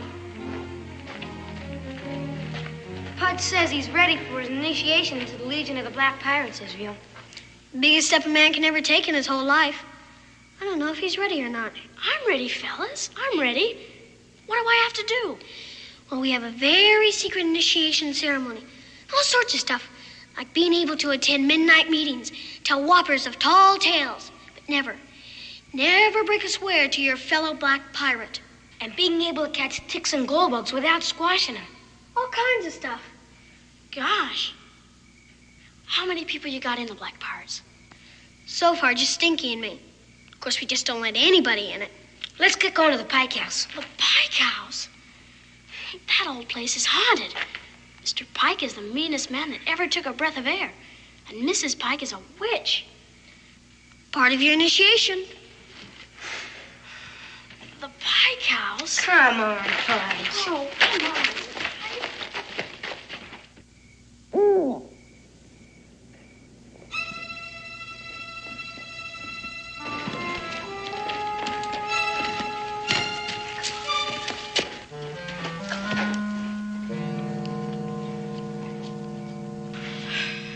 Never seen it in the dark before. Scary, huh? All right, Pudge, we're gonna start your initiation right now.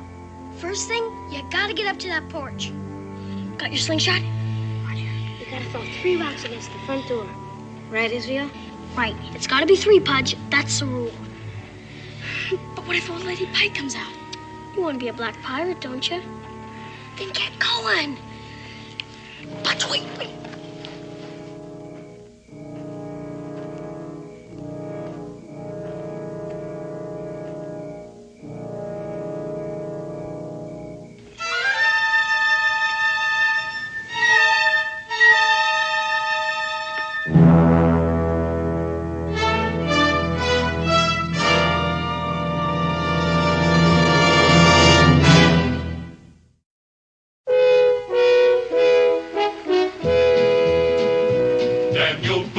Daniel Boone, what a doer, what a dream comer, truer was he.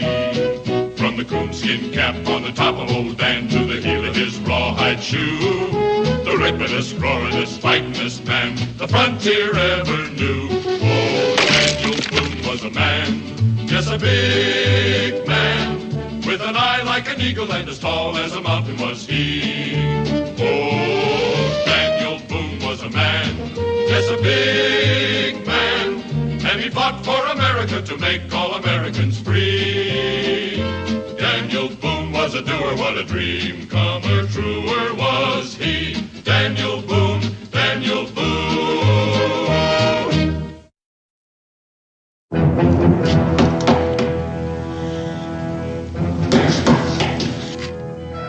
Open up, Zach. I came to see you.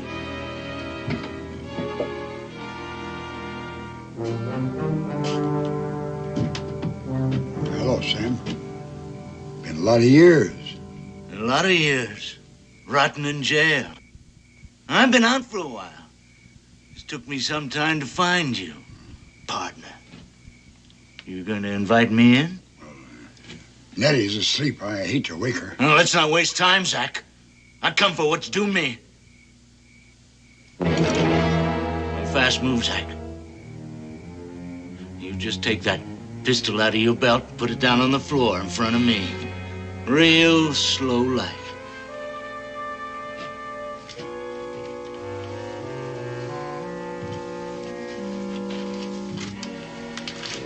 Right back up, Zach. Into the house.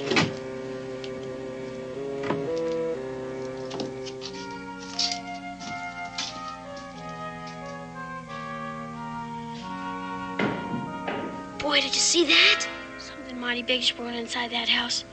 Wish my pa was back from his hunting trip. The black pirates can handle this.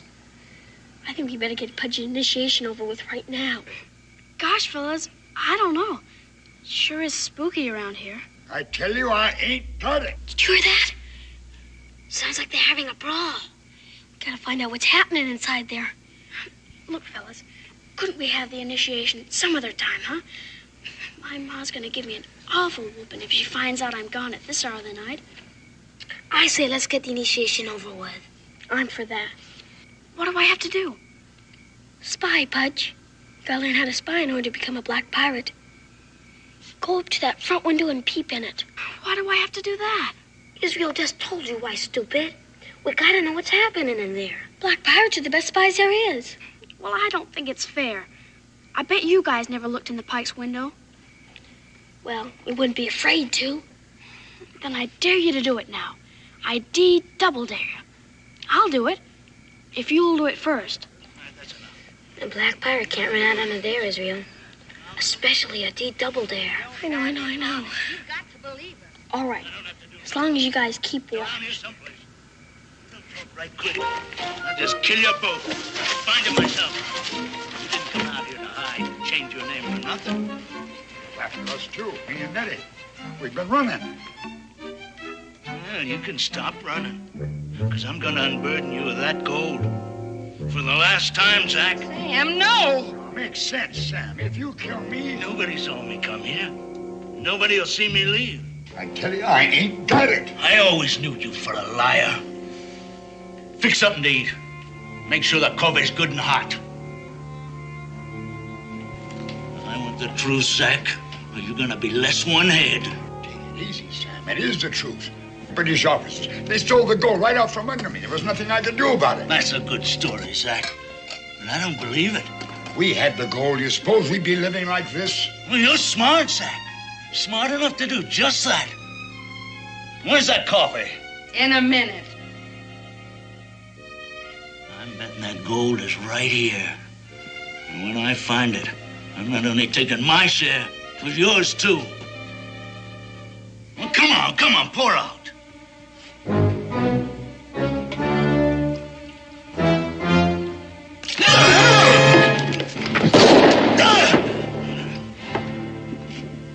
Dead. Yeah. Stealing's one thing. Murder's another. It was him or us. It's just as simple as that. Now, don't follow, we're gonna get caught.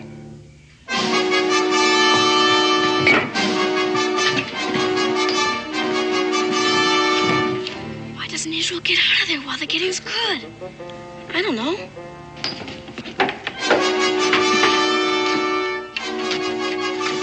Israel's a gunner.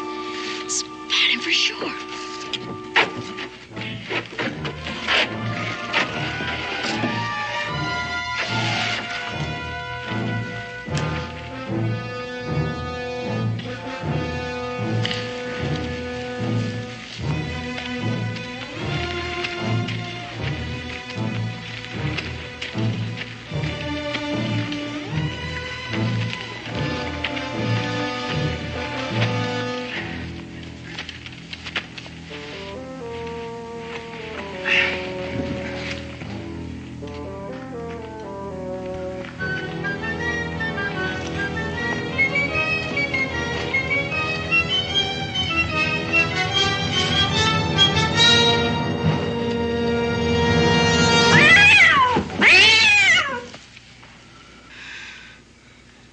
You start digging and I'll take a look.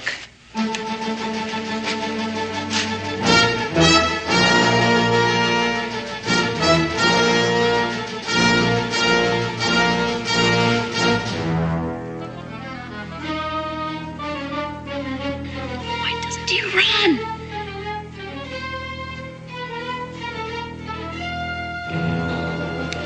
Run, Israel, run!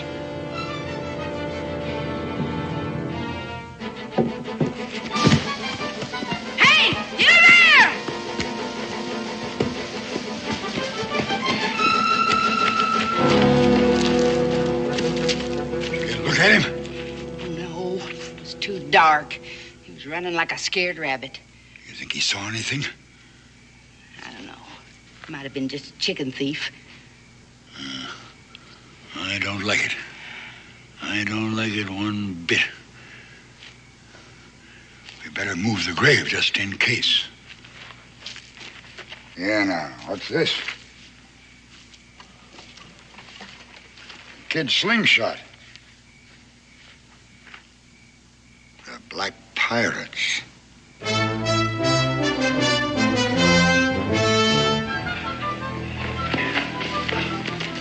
listen, wait. I gotta rest. Murder, Zero. Murder. Cold-blooded murder. What are we gonna do? Nothing we can do tonight. It's way past midnight already. Midnight? I think the best thing for all of us to do is go home and get to bed. My mom's gonna tan my hide if she catches me. Then don't let her catch us, stupid. Let's meet at the cave tomorrow and decide what you do. Meanwhile, don't tell anybody what happened, okay? Agreed? Yeah, agreed. Agreed. Let's go. See ya.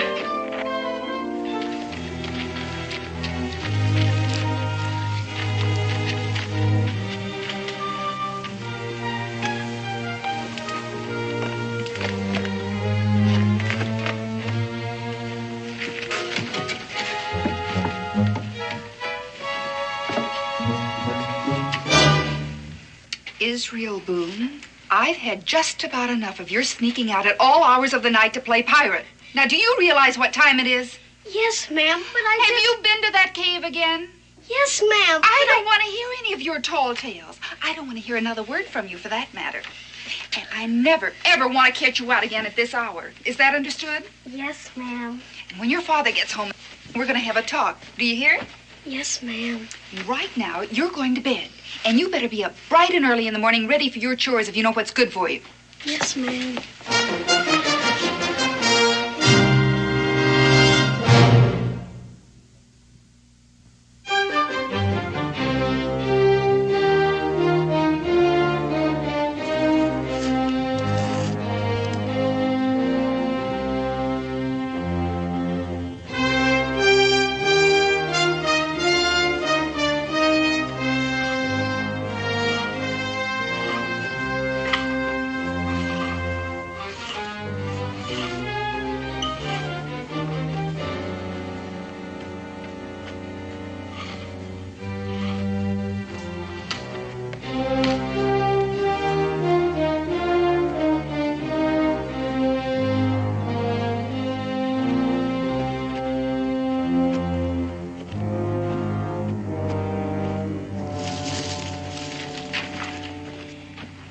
Hi, Israel. Hi. What's the matter? I set the net trap so it would protect the entrance. Anybody that stepped on it, the net would fall on them. Well, that trap's never worked yet. I don't know why you think it's going to work now. Stupid thing. First time. First time it worked. Time it worked. There, look what it caught. Come on out, boys. Come on. Come on, fellas, hurry up. Help me get it back up. Not now. I'm too tired. Me too. Couldn't get a wink of sleep all night. Yeah. Same here. I kept hearing weird noises outside my window. I know someone was walking around in our front yard after I got home. Big, heavy footsteps. Like Zach Pike's. What are we gonna do? Pikes will murder us like they did the stranger if they find out it was us who saw them do it. Gosh, I'm too young to die, fellas. With my paw gone, I don't know who to tell. Mom wouldn't believe me because of all the tall tales I've been telling lately. You know how girls are anyhow. My mom would be the same way if I told her. And Pa gave me an awful wailing last time he saw me out after I was supposed to be asleep. Tell? What are you guys talking about? You just said we'd be killed by the Pikes if we tell. Now, wait a minute. There's been a murder. Somebody has to tell. And we're the only witnesses. Not me. I'm not telling. Me neither. I vote we make a pact to keep Mom and tell nobody ever. I vote that way, too. But wait a minute. That's 2 against 1. We'll do the Black Pirates swear. The blood oath? You got it, Israel. The Black Pirates voted. What do we have to do? Stand up. Now put on your patch.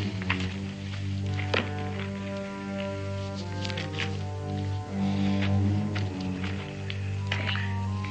Give me your hand. Real blood? Mm-hmm. Okay, close your eyes. Put your thumbs together. And repeat after Israel. I, Israel Boone. I, Pudge Farmingham. I, Stinky Brown. Do solemnly swear on my honor to stay mum and to keep this sacred blood swear for the rest of my natural life. Be boiled in toad oil. And may I dangle by my toes over a snake pit in July. Worse than that, be thrown out of the Black Pirates Club forever and ever. Do solemnly swear to do whatever it was you just said, forever and ever. Agreed. Forever and ever.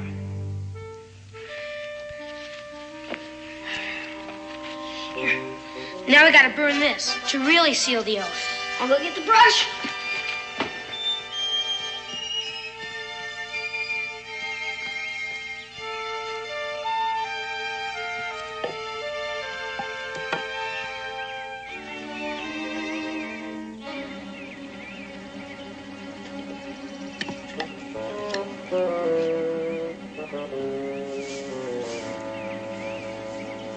Israel Boone. You looking for something? Maybe this is what you want. Your slingshot, isn't it, boy? All the boys have them. Well, you can tell your friends I found it. And I'll be glad to return it to its rightful owner. Yes, sir.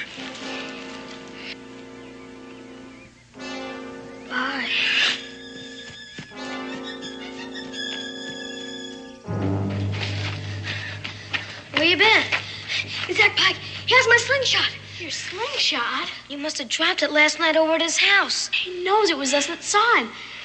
We're as good as dead right now. I don't think so. I think he's just trying to scare us. Well, he's doing a good job of it. What are we going to do? I think we should go home. Maybe in a few days he'll forget all about us. Yeah. Maybe he won't bother us if we don't bother him. Whatever you do, fellas, don't tell anybody. My pa promised me a new jackknife for my birthday. What's that got to do with it? Well, if I get killed, Pa will probably give the knife to my brother. And I don't think I could stand that. I'm headed home. Me too. Mum's the word. Agreed. Agreed. Agreed.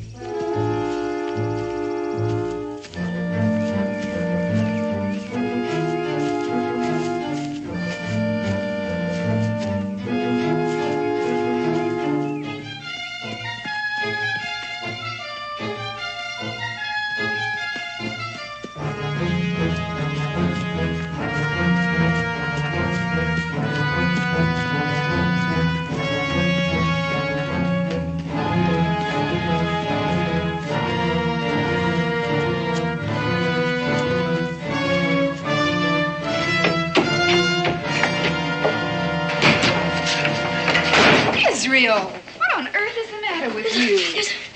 Well? Nothing, Ma. Just playing catch with the boys.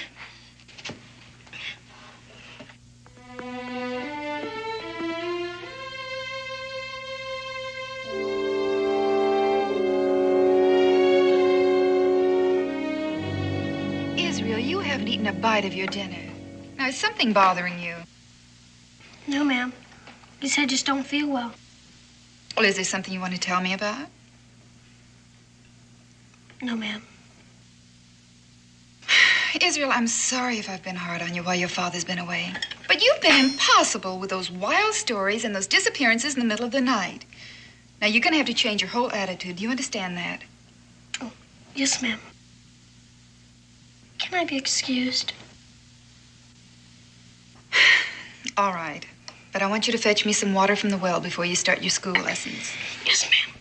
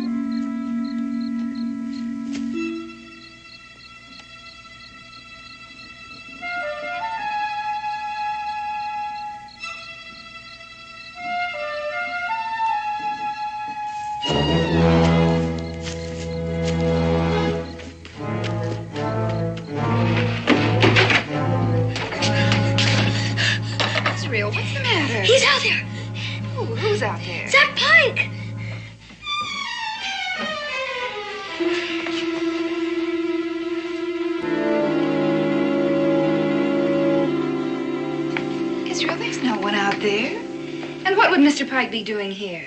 He's after me, because I saw him and Mrs. Pike murder man in their house. Israel Boone, I told you. This isn't a story, Ma. I saw him do it. They buried the body. Stinky and Pudge were with me. They saw it, too. It's true, Ma. I'm sorry to disturb you at this hour, Sarah, but it's very serious. Israel claims that Pudge, Stinky, and he saw Mr. and Mrs. Pike murder a stranger in their house and then bury the body. Homer, get in here. Hello, Mrs. Boone. Homer. Hi, Israel. Mrs. Boone has some questions to ask you, and I want you to tell the truth for a change, or I swear I'll tan your hide so red you won't be able to sit down for a week. Now, Homer, this is very important. Do you know anything at all about a murder in the Pike house?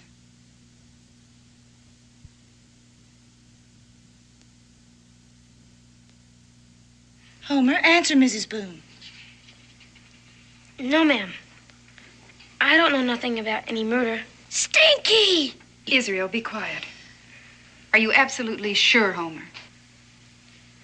Yes, ma'am. I'm as sure as I can be.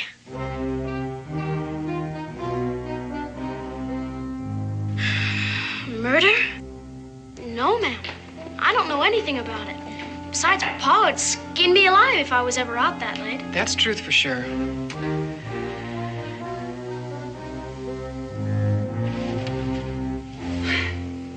Telling a tall tale is one thing, Israel, but lying and involving your friends in it is another. I just don't know what's gotten into you, but I'm through talking. You know, your father will be home in the morning, and I'm going to let him settle this.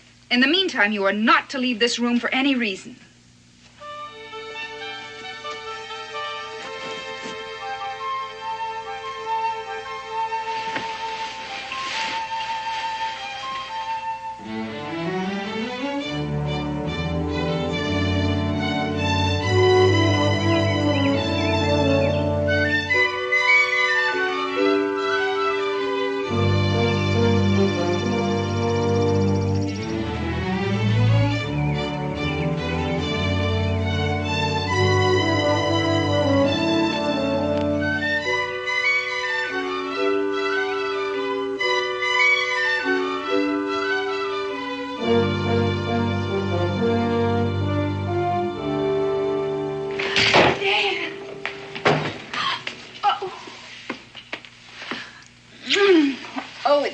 To have you home.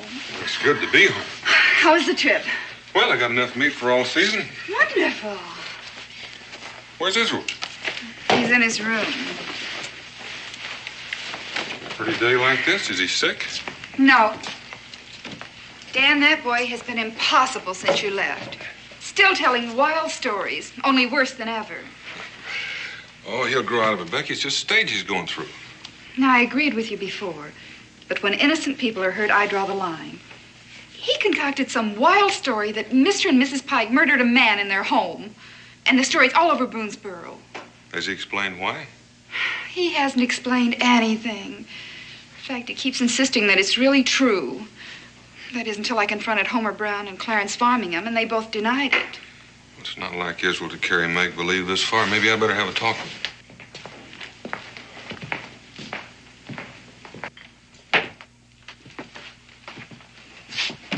Israel? Hello? Is that all I'm going to get? Just a hello?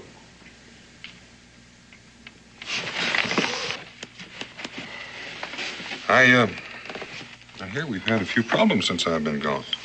Your mother's very upset over your behavior, especially concerning that tale about the Pikes. But it's not a tale, Pa. Well, imagination's a wonderful thing, son, but you can't let it get away from you. Sometimes, before you know it, innocent people get hurt. And I know you never intended to hurt the Pikes, but they've been hurt. And I think you owe them an apology. An apology? They're murderers, and that's a plain truth. They're due an apology from you. The tale you told about them caused them a great deal of embarrassment. Now, you have nothing to be ashamed of in admitting you were wrong. I told a few stories when I was a boy. Some of them were pretty good, too. Now, I want you to come with me right now over at the Pikes, and we'll apologize. We'll get that over with. No, Pa. They'll kill me like they killed this ranger. Israel, I'm not going to argue with you. You'll do as I say. Yes, sir.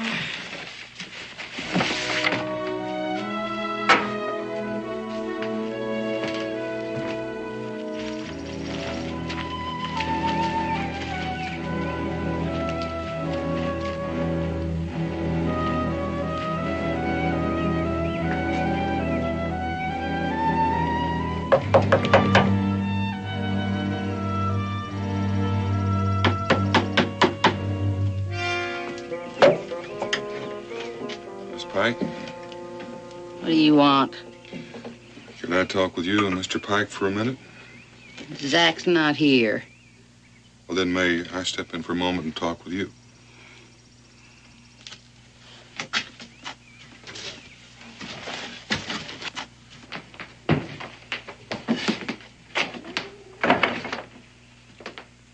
Well, what do you want?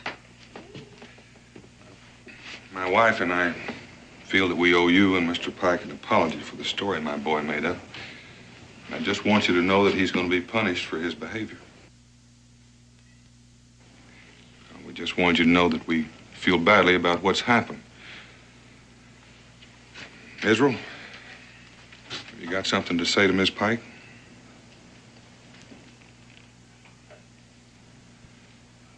Israel? I'm not gonna apologize. Leave him be. I wouldn't accept an apology from the little brat anyway. Him and the mother brats that come by to throw stones at my windows and to point their fingers and giggle and laugh like we were some kind of freaks. Well, you'd better keep him away from here from now on, or he'll really be sorry. Israel! Don't be the one that's sorry. You're witch in your mirror. Israel! I'm sorry, Miss Pike.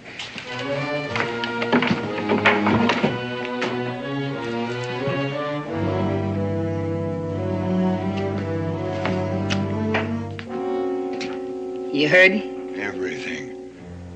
I think it's time that boy had an accident. One killing's enough. Maybe we ought to clear out. And have Daniel Boone wonder why we left. Why, that boy of his would have him digging out there in no time. Well, Sam could have told somebody about the gold. They could come looking for him. He was too greedy to let anyone else in on his share. The gold's ours, neat as can be. All we gotta do is get rid of Israel Boone.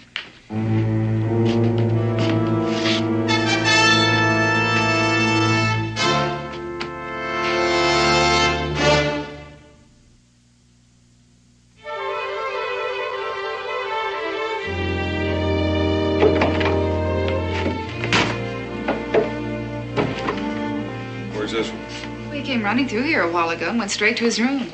I tried to talk to him, but he wouldn't even answer me. Well, he was rude to Mrs. Pike, and when I asked him to apologize, he refused to do it. Dan, I feel very strongly about this. Now, you've got to do something more than just talk to the boy. Something has to be done to snap him out of it.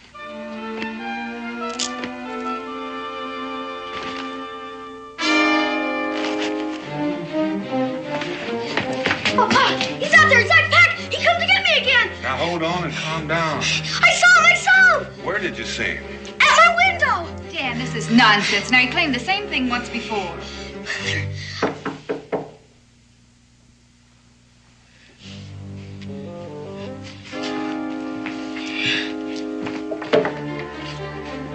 Well, howdy there, Mr. Boone. Come in, Mr. Pike. Thank you. I don't want to take much of your time. Hello, Mrs. Boone. Israel. I just wanted to stop by and thank you and Mrs. Boone for your courtesy. We were pretty upset by that story your boy started, but it's nice to know you cared enough about it to apologize like you did. Only, I wish you wouldn't be too hard on him. We know he didn't mean no harm. Israel, why don't you come over here and shake hands with Mr. Pike, and let's settle this thing here and now.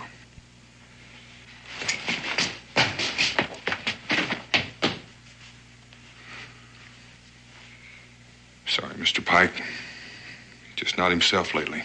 Spring fever's got him, maybe. But like I say, don't be too hard on him. Good night, Mr. Pike. Thank you. Dan, that was the last straw.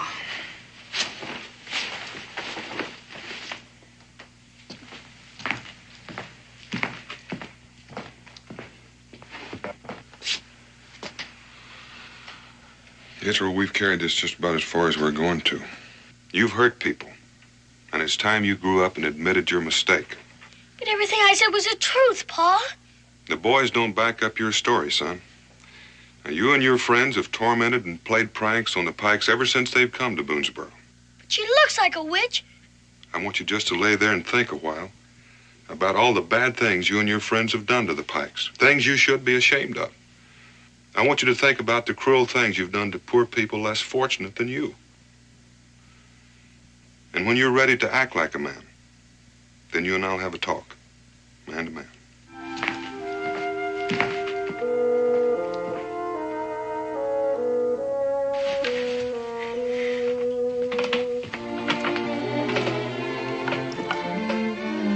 How's Israel? I haven't heard a sound out of him since you left. I reckon he's got a lot of thinking to do. I think I'll just stick my head in and see if he's all right. Well, I wouldn't do that, Becky. I think he's had enough talking to for one day. Hopefully some of it'll sink in and he'll be all straightened out tomorrow.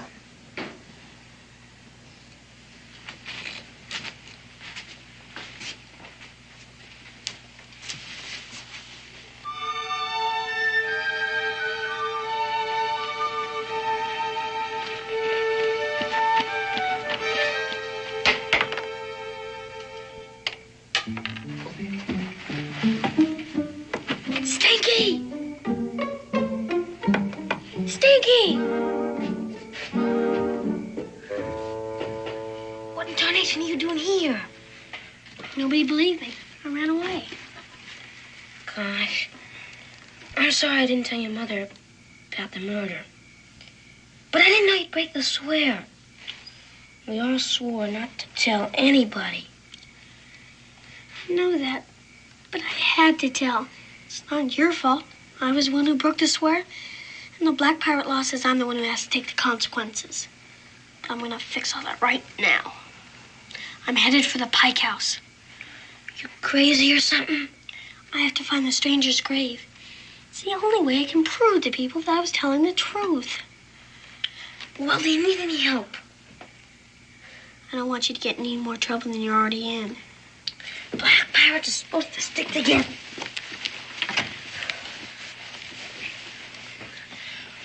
We better round up Pudge. I'll be right there. Hurry up.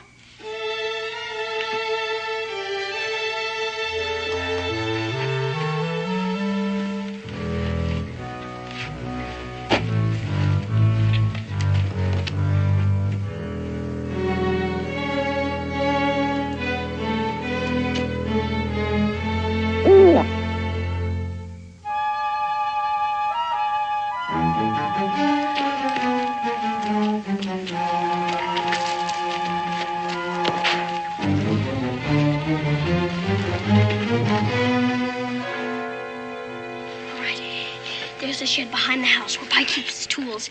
We're gonna need 2 shovels. Stinky and I'll get them while you keep watch. All by myself? Would you rather go with Israel and I'll stand lookout? No. It's kind of scary. Just hurry up. All right. If you see any movement from the house, give the Black Pirate warning whistle. Right. Israel. Yeah. What's the Black Pirate warning whistle? Oh, boy. Well, just whistle any way you can, Pudge. We'll know it's you. Come on, move out.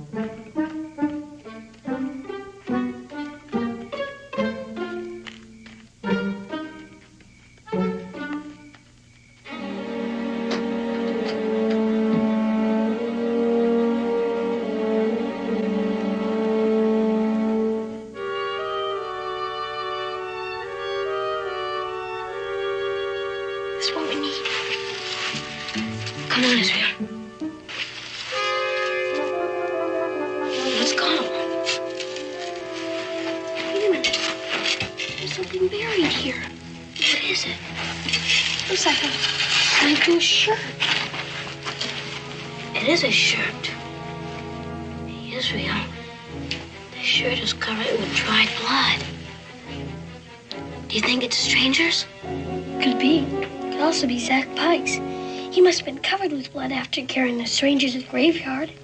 Yeah. And I bet he buried his clothes here so nobody could ever find the bloodstains on him. Maybe there's more.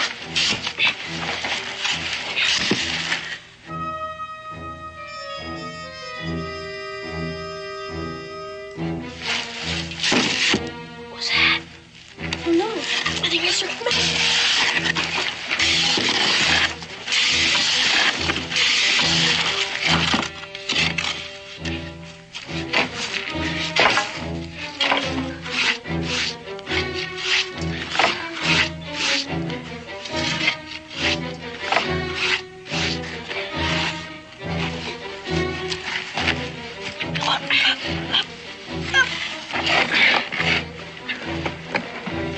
It's locked.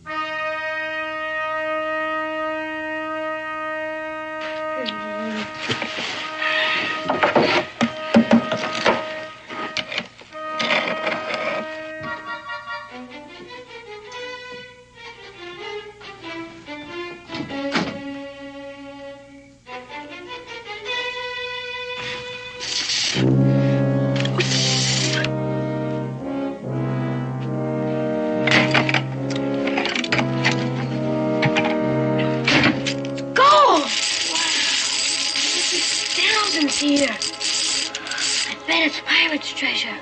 Wait till I tell my pa about this. You're not going to tell anybody anything, boy.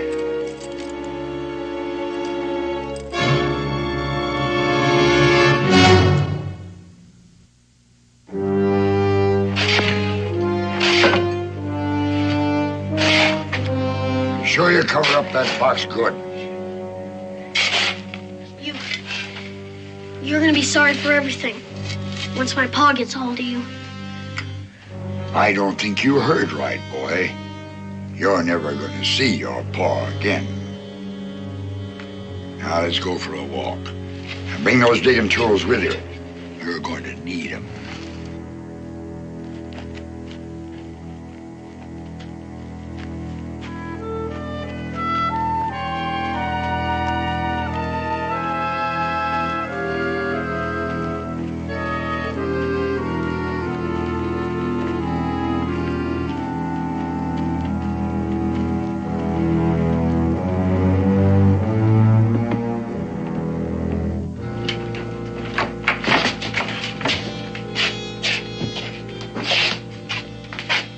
This is what the noise was.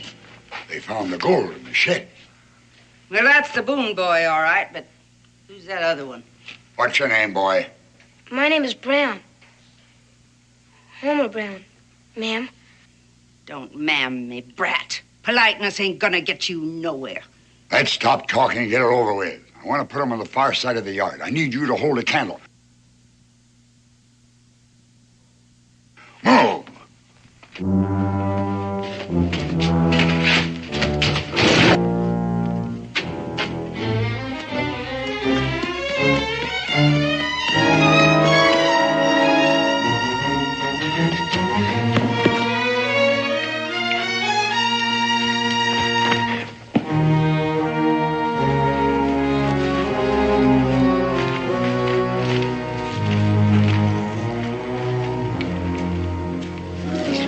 Good spot. Plenty of room for 2 graves. Start digging.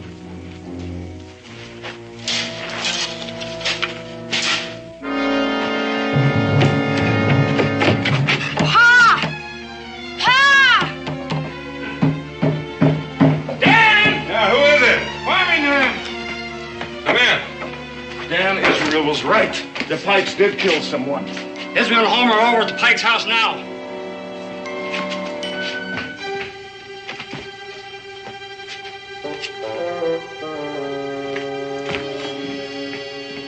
Gone, all right. Dan, I'll never forgive myself if anything's happened to Israel. We just wanted to find the grave so somebody'd believe us. Mr. Pike's got a rifle. He caught him in the tool shed. Becky, keep the boy here. Come on.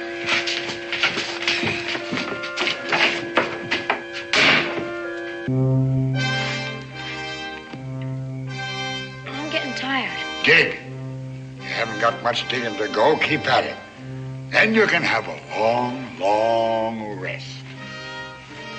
Can we have some more light over here? Just keep digging. Give him some more light.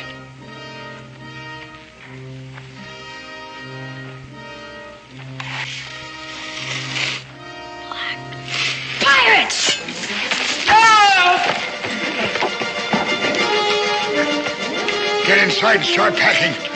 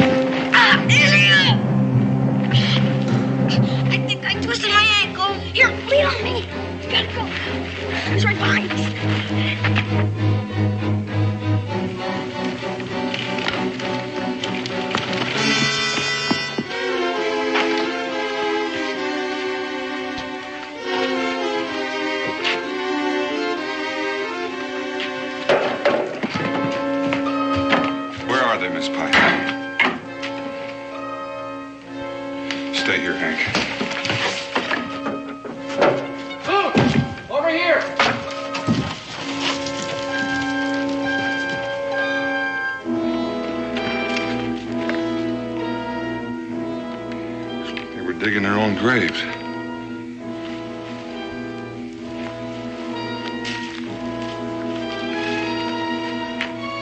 on.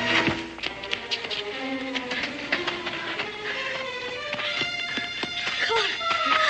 It's only a little more ways. Listen. Come on!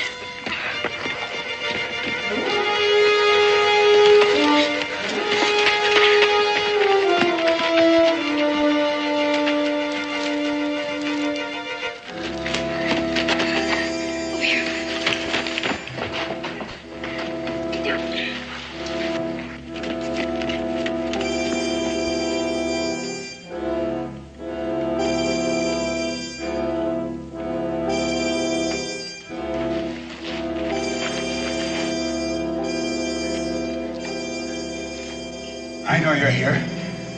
You won't get away this time. You might as well come out. I'll find you anyway.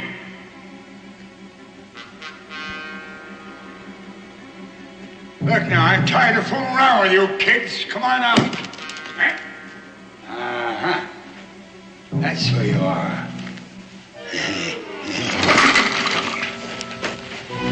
Wow, it worked! Sail again! Yahoo!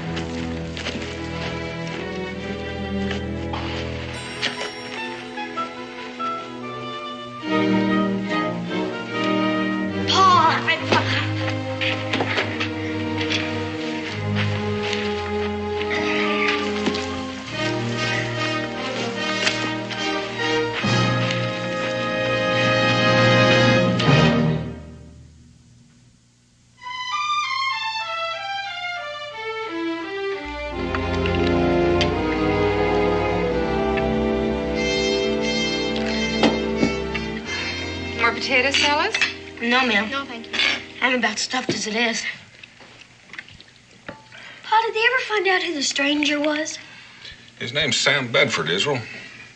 Evidently, he and Pike were in the Army together and were mixed up in an Army gold theft. Pike disappeared with the gold. The Army caught up with Bedford, and he served a term in prison. When he got out of prison, he went looking for Zach Pike for his share of the gold. Yeah, that's about it. From there on, you boys know the story better than anybody. Wow. Wait till everybody hears about this. We'll probably all be heroes. You'll be heroes to the Army when they get that gold back, that's for sure. You know, I wouldn't be surprised if they made you boys honorary colonels. Honorary colonels? Wow. Golly. The Black Pirate sails again! Yahoo! Israel, Yes, sir? I think I owe you an apology. You do? Mm-hmm. For that talking to about those tall tales. Oh, that's all right, Pa. I guess I'll tell a few more tall tales before I'm through. So just give me credit for the next time. To the game!